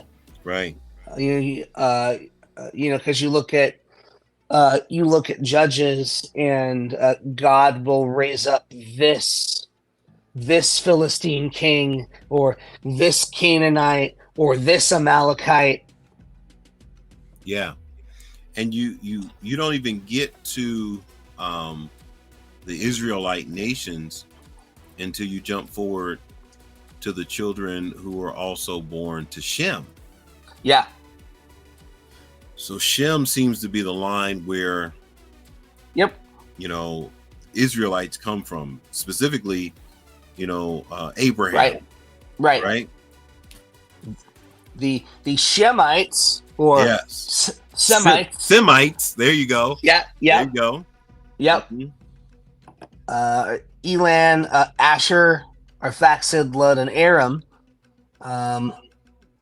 Uz. Mm-hmm. So that comes in later. Yep. We see Shelah. We see Eber, and the name of Peleg. In his days, the earth was divided, and his brother's name was Joktan. I'm just kind of looking for some of the names that stick out a little bit more, because there's so many names here. Yeah. And they lived in the hill country of the east. And these are the sons of Shem by their clans, their languages, their lands, and their nations. Well, right. Hold up. There's no languages or nations yet. That hasn't happened yet. Right. So, I just point those little things out to prove this was all written later. Yeah, and it was. And most scholars will tell you that the writer of this is looking back. Yep. They're not present, right? They're not. They're looking back. Even in Genesis, where a man shall leave his father and mother and cleave to his wife. Yeah. There was, wife. Was that a thing then? Right. Right. So obviously this is something looking back. Not present at the time. Because we see clean and unclean, which hadn't been established yet. Right. Not in that time, right? Right. Languages and nations. Right. Okay. And then you get into Tower of Babel. Good morning, Epic.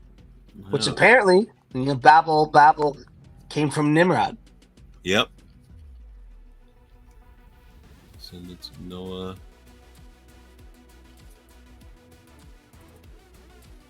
Maybe I ought to put this back up here. All right. Hey, there it is. So this sends Noah. So Tower of Babel. That's it. That's where we are here and now. All right. I don't need that. Yep. Now the whole earth had one language. And used the same words. And as people migrated from the east, they found a plain in the land of Shinar. again. So Shinar. that goes back to Nimrod Right. and settled there. And they said to one another, "Come, let us make bricks and burn them thoroughly." And they had brick for stone and bitumen for mortar. Then they said, "Come, let us build ourselves a city and a tower with its top in the heavens, and let us make a name for ourselves, lest we be dispersed over the face of the whole earth." How interesting that that's exactly what happens. Yes. No. Yeah. Yes. Right. Brother Chalmers, how you doing this morning, sir? We got some people popping on. But go ahead. Nice. Go ahead. Good morning. Let's see. Lest we be dispersed over the face of the earth, and the Lord came down to see the city and the tower, which the children of man had built. And the Lord said, "Behold, they are one people, Mm. and they have all one language, and this is only the beginning of what they will do. And nothing that they propose to do will now be impossible. Come, let us go down. Let us go down and there confuse their language, so that they may not understand one another's speech." So the Lord dispersed them from there over the face of all the earth, and they left off building the city. Therefore its name was called Babel, or Babel, because Yeah. the Lord confused the language of all the earth, and from there the Lord dispersed them over the face of the earth. So, did this happen, or is this again just an origin story of why there's language? Yeah. Right. And how they all got dispersed into all these different places, because we have this table of nations in chapter 10, and then, well, how do these nations get spread out all over the place? Right. And so there's a lot being, kind of, as you said, explained, so that we have an answer for why that happened. Yeah. And there's another thing that, because it's in Shinar, right? And will later be called Babel, Nimrod gets the nod for being the author of this, even though he's not mentioned here. Right. In this particular passage, it's really the nations and the people coming together. Nimrod's not like orchestrating this, but he kind of gets credit for, doing this. And so now we get to come back and really break down Shem. So both we'll do that. I forgot to do this earlier, so I'm going to throw this in here now. I'm going to go ahead and throw in the words of Andrew in here. We were talking a little bit about this the other night, because I was just thinking, I was thinking first, because it's just a myth or a story, possibly about, why there are languages. Because I'm like, really, all they did was just build a tower, right? But today, we're like splicing genes and we're doing all this scary stuff, but God's not doing anything. So, this is where it started. So we're post-cross. Right. So even though our technology and our theology is different, the problem with Babel was that they weren't just building a tower; they built a tower to reach God.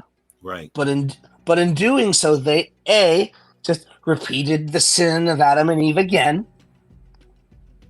But B, this violates the command to go forth and fill the earth. Right. Nice. Okay, that's a good point. To go forth and be fruitful and multiply, but instead they gathered. Right. Yeah, that's a great point. Yeah. And then about the whole thing as a whole. So let's say myth and legend. We've thrown those words out a bunch. Does not mean we don't want anyone to hear that it isn't true. Right. Because mythos just means story, not that something is false. So if that's true, it can change the way we think about 1 to 11. So because every civilization on Earth had some type of Genesis 1 to 11 type mythology that really covers almost all these same topics. And all of them are nearly identical in form, with the exception to our Jewish myth, our Old Testament.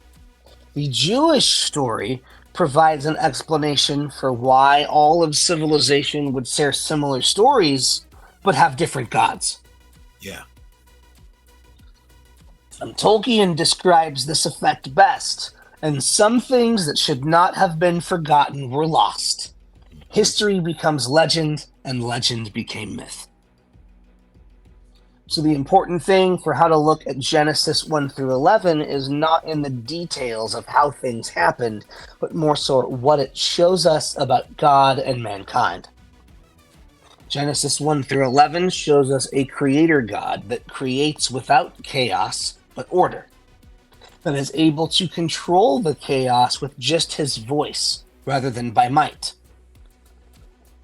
A God that creates mankind in the Imago Dei, that gives tasks and purpose for man's benefit, not for personal power. One that is merciful, that even in judgment is faithful, that always is working for the reconciliation of all things to himself. So it doesn't matter if you read it literally or as a simple story. What matters is in the reading. We know God created everything by faith alone. That's Hebrews 11. So a literal creation story is obviously not the point, but God as creator is. So call it a myth if you want. Just don't miss what the story actually says.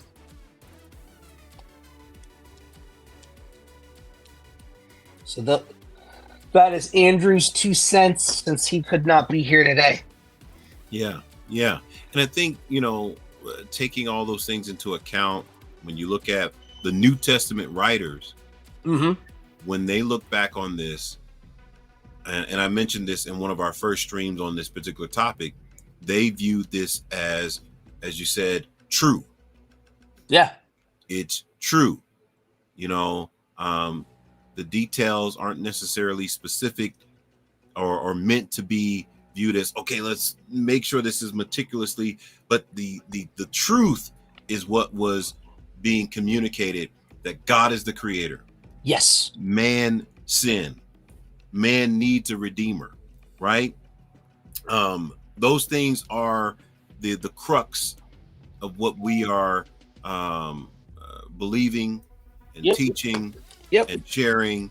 Yeah. And there's a lot to be understood about, as you said, mankind and our tendencies, because seeing the patterns over and over again, just in these first 11 chapters. Yep. It's the fall over and over and over and over and over again.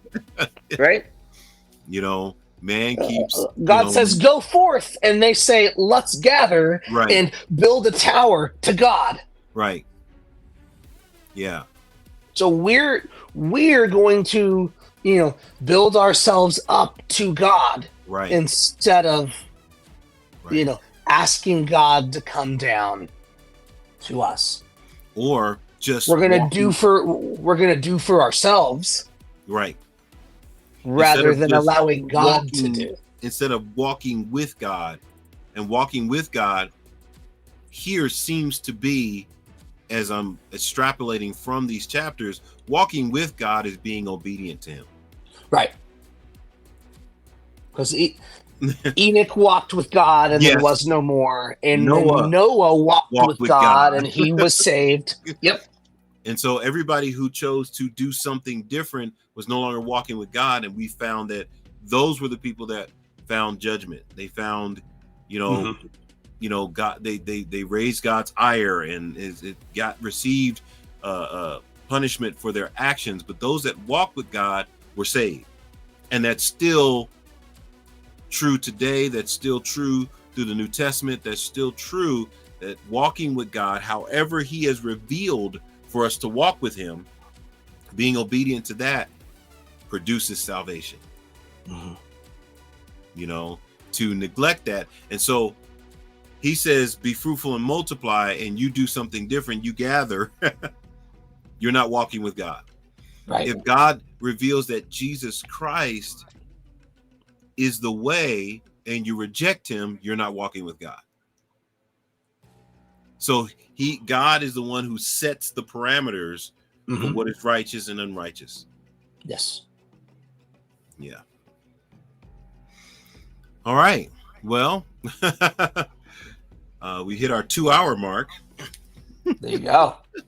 And we are there at the Tower of Babel. That's Genesis 1 through 11. We basically started in 3. The first 3 weeks of this were 1 through 3. Yeah. But we wanted to dive into an overview. If you're listening and you have specific questions about certain aspects of this, and I'm gonna put my anything from 1 through 11. Yeah, we're gonna put this back up there on the screen. Is that as big as I can make it? Here, I can pull it forward a little bit. Oh, I don't like that. No, that one's good. We'll put us. So all that, if you have questions about, any of that, we would love to circle back and. Yeah, because we're only at the 2-hour mark, which any more, that's nothing but a thing. So 2 hours ain't nothing these days. So Epic says, I'm gonna put that up there. Let's show her comment. So Epic says we still see that attempt to create and conglomerate of power. So man's still creating and creating a conglomerate of power. So they're trying to do their own thing, build their own, and focus and rely on themselves more than God. Yeah. Okay. Let's see, Tim, great point. Enoch didn't seek to build a tower to reach God, but simply walked with God. Absolutely. Right. Absolutely.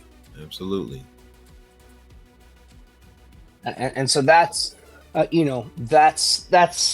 is the repeated theme here over and over again in 1 through 11. Before the narrative gets into, God's specific covenants with specific people, right? Starting with Abraham. But this is more of a generalized sense. And we see this over and over again. Man tries to meet God or be like God or what have you by their own terms. Right. Rather than how God has established. So, in the garden, it was, hey, just go live, walk with me in the garden. Yeah. But don't eat from that tree. Yeah. That's it. There was like one rule. One rule. Right? Yeah. The serpent said, hey, you eat this thing, you'll be like God. They're like, oh, okay, well, we like God. Let's do that. And then it instead of trusting in God and his plan, they took it upon themselves to be like God. We're kicked out. So for our protection, so that we don't live in that state of sin forever. Right. So we're cursed, but also protected from ourselves, from being immortal in sin. And then with Cain and Abel, of the first murder, and yet again, Cain is cursed with the mark, but this mark is actually a mark of protection so that others don't kill him. So we have God's mercy even in his judgment. Yeah. We have the line of Seth, Genesis 4, or so into Genesis 4, right, we're getting to Lamech. If Cain was cursed, let me be cursed. 7 times over. Then we get Genesis 6. Man was only evil all the time. All the time. Every thought. Every thought, right? Every thought was only evil continually, is how the text puts it. But Noah walked with God. Right. Let's see. So Chalmer asks, what is Cain and Abel a foreshadow of? There's that is pregnant with foreshadowing. Jesus calls Abel a prophet. He said that they killed the prophets, just like they killed Abel, and so Abel's existence was foreshadowing Jesus' sacrifice, that he was going to be that perfect sacrifice that was going to be acceptable to God. And so Abel sacrificing that, was the foreshadow of that. The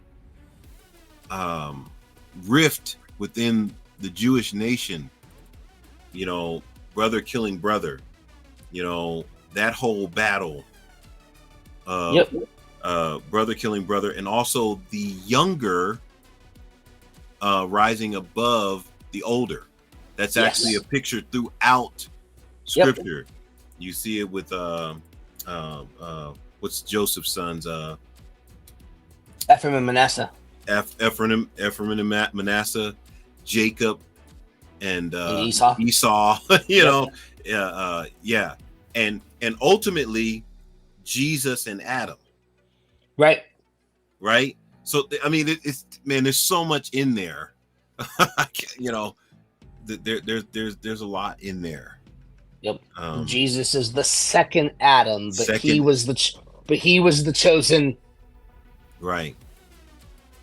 So there's a lot in there, and then, like I said in 1 John earlier, I talked about 1 John portrays Cain as the world and Abel as representing the righteous. Right. Mm-hmm. So there's just a lot. It is really, I think that's a great question. It is really pregnant with this foreshadowing. Mm-hmm. Hopefully that helps, Chalmer. If you got a follow-up question, definitely put that in there. What else? We touched a little bit on Genesis 6 with man being evil constantly, always, right? We even touched on a little bit of the conversation of the Nephilim, the sons of God, daughters of men. There were giants on the earth at that time and after, when the sons of God and the daughters of men came together, and whatever that means, and they produced the mighty men of old. Is it aliens? Is it angels? Is it other gods? Is it the line of Seth? Right. And so we kind of touched on that. The alien thing seems relevant right now, but right. And then the fact that the Nephilim are present in the rest of the Bible narrative throughout the Old Testament, you have giants that are, and so it almost demystifies them. It takes away some of this, this came from the angel human union, if that's what we're saying that it is, right? You know, and somehow Nephilim or the blood of giants is in human DNA because you have giants throughout the Old Testament. Right. Going You have forward. giants after. Yeah. So Yeah. So Noah's found righteous. He's conscripted by God to build the ark. So him and his sons' wives are saved, along with the beasts of the earth, clean and unclean, even though that hadn't been established yet. Then we get the lines of the kids. So the Hamites, the Shemites, the Japhethites. God says, "Go and fill the earth," and instead they gather. Right. So God said, "No." I said, "Go forth." Go. Right.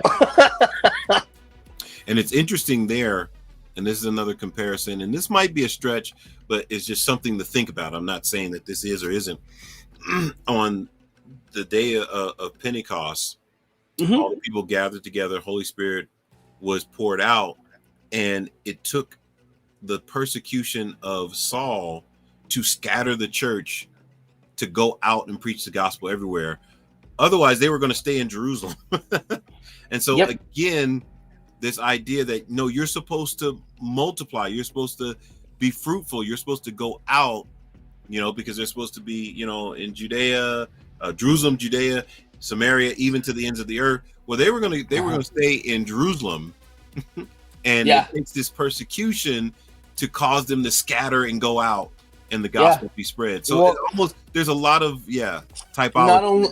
Not only that, you brought up Pentecost, but so what happened at Babel? Right. Language was created, right? So suddenly no one understood anyone else because we all spoke different languages. Right. And then Acts 2, the Holy Spirit comes, right, and everyone hears their own language. Their own language. Everybody can understand now. Right? So suddenly we can all understand each other again because we have the Holy Spirit. Yeah. Yeah. There it is. Yep. Oh, man. Yeah. And you guys, man, y'all jump in there because we're taking off. Yeah. So yeah, that's good. And so that's Genesis 1 through 11. Yep. Kind of an overview. We wanted now, to take this on. Yeah. Did you want to? You said something about getting in and looking more specifically at the Shemites. If we can. But I think if we do that, then we have to look at we end up having looking at all of them because because even the Cushites, right? Because the Cushites, Moses encounters the Cushites when he encounters Jethro, who's a priest of Midian, who's a Cushite, and Moses marries his daughter, right? And so there's a blend between Cush and Israel there. So that's interesting, which produced the Ethiopians, and we know the Ethiopians are one of the oldest, basically the oldest continuous church, Judeo-Christian. Yeah. Yeah. And so that's interesting. Because we have the Ethiopian eunuch as like one of the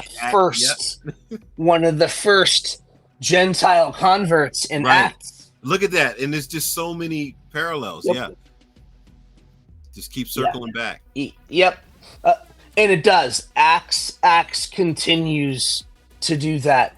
It basically follows the Table of Nations. We see the gospel go out and hit really each one of these areas and each one of these tribes. Right. Paul wrote in Romans that he wanted to get to Spain. Yeah. Yeah. Yeah. So he was trying to get out to those coastal peoples, Yeah. to those Japhethites. Yeah. From Tarshish. Yep. Yeah. Yep, all the way out in Spain. Yeah, and so it's almost like there's a lot of these parallels and these restarts.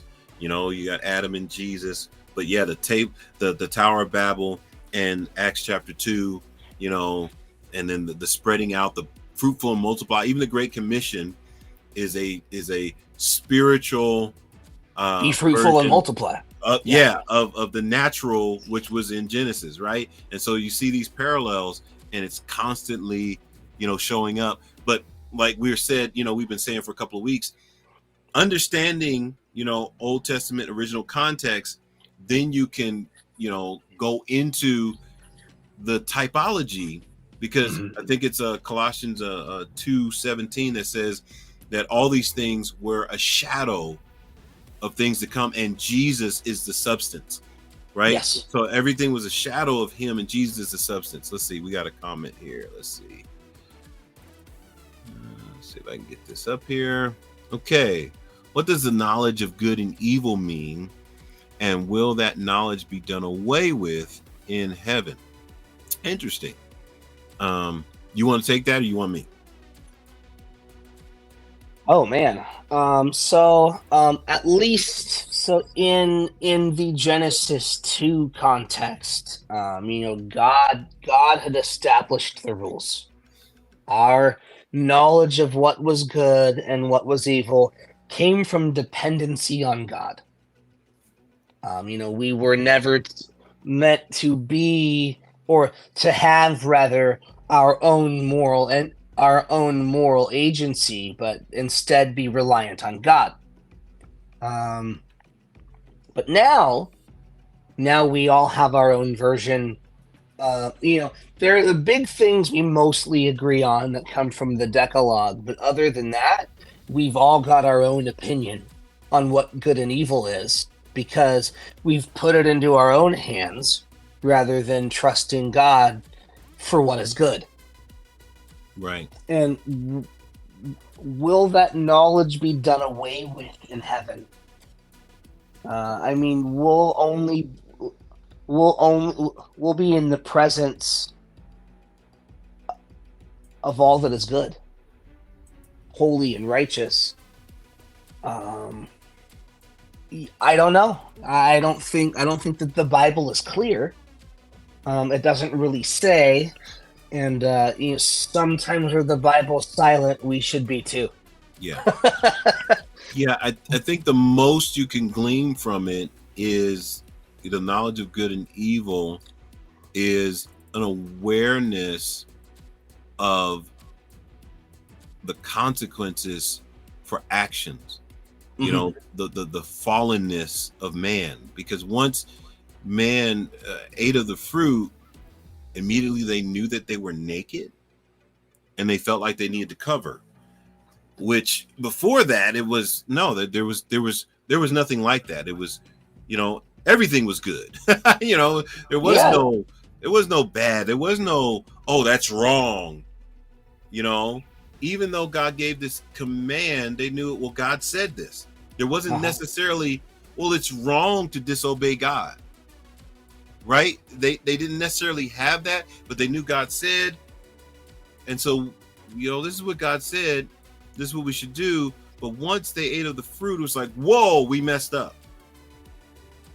Cover up, shame, guilt, all those things. So the knowledge of good and evil is seemingly this awareness of consequences to actions, that there are things that this is bad, not just this is, and so, and again, like I said, there's nothing clear, right? I wish the Bible would just say clearly, this is what it is.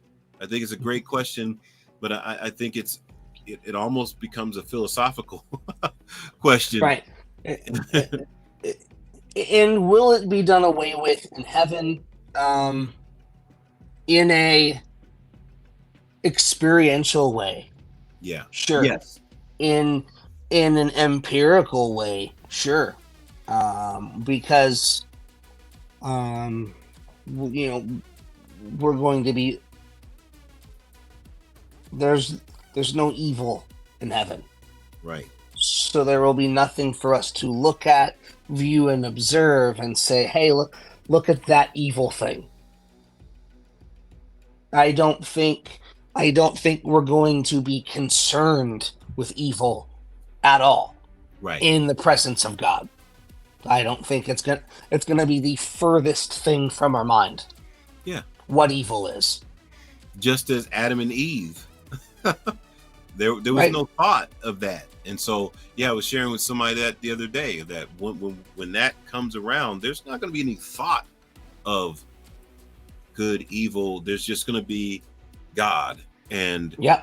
our existence with Him. And I even gave the analogy of the animals no longer wanting to tear us apart. Yeah. The lion and the lamb shall lay down together, right? Which is a beautiful picture of this ferocious animal with this very defenseless, timid animal, and they lay down together. So yeah, I think in heaven, like you said, yeah, there will be no need for this particular knowledge of evil type thing, because you'll know everything, so you won't need to know. You'll know everything that you need to know. So okay, that back up there. All right, well, we probably could keep going, but I feel like we can land this plane. Is any final thoughts that you want to throw out there, Matt, before we wrap this one up? And if you guys have further questions, something that you want to elaborate on that we can pull and bring back in for our next stream, please throw those out there. Just to be open and be willing to read it, to read it for the story that it is, and see these little points. Okay, well, maybe this is just it's an origin for this thing, and it's an origin for this thing, and don't get lost in the details. So often, in the fight for inerrancy and the Bible being true and God's words and all of that, we get lost in the details. We lose sight of the forest through the trees. And you need to have that forest view. Yeah. And really, I think the takeaway from today, Genesis 1-11, is just go walk with God, y'all. Yeah, that's good. Yeah,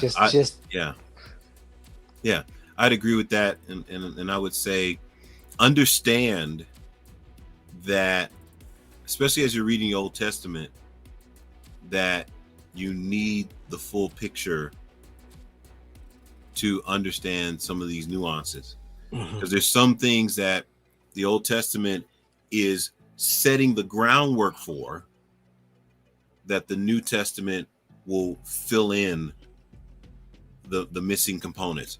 You say, well, why is it telling me this? Here's why. Right? Why is this being shared? Because there's a much bigger story that is being told. And if you start this movie and you stop halfway through, you never get the full understanding, because there's a lot of things that are going to be explained in the second half. Yeah. That were just laid out in the first half, right? Yeah. Genesis 1-11 lays a lot of the foundational work for things that are going to be, as we showed you guys, for names and places that names come up an awful lot later. Awful lot later. Concepts that are going to come up later. information, like, oh, that's where that came from. That's why that is. Yeah. And so, yeah, make sure you read with the idea and the understanding that there is a full picture, and that Old Testament, New Testament, they're not complete without each other. They're not complete without each other.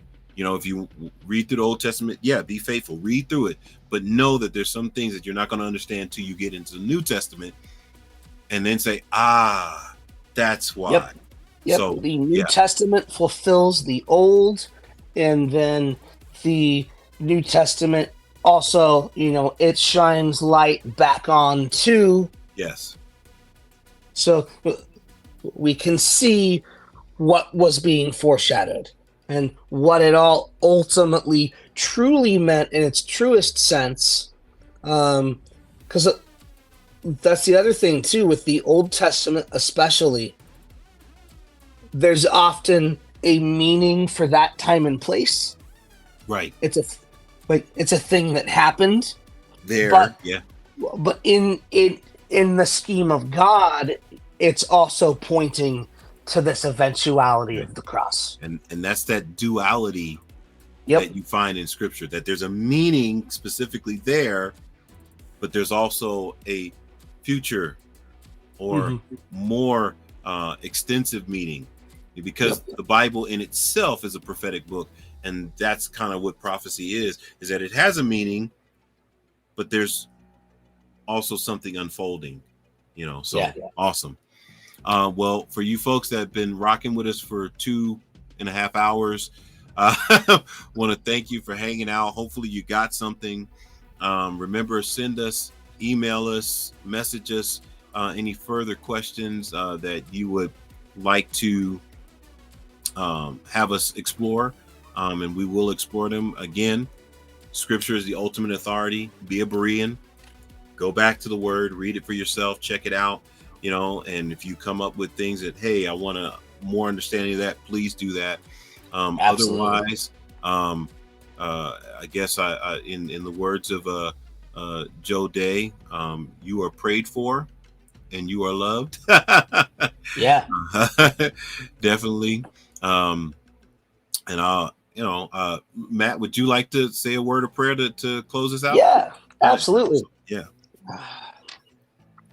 Lord God, thank you for your word, and that sometimes it isn't written clearly, and that we have to dig and we have to find that relationship in you through your text.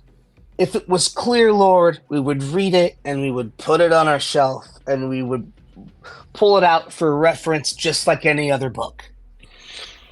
But instead, it is written in types and in shadows and in dualities, in a way that we get to wrestle with the text. And you really force us to continue to uncover more about who you are. So thank you, Lord, for your intentionality in the way that the Scriptures are written. Thank you for this time and place, for the technology that allows us to have these talks and reach the people that we reach, and be with us and in us in our lives, and help us to be people who walk with you. In Jesus' name, amen. Amen. Amen. Well, God bless you all for rocking with us. We will see you next week. God bless.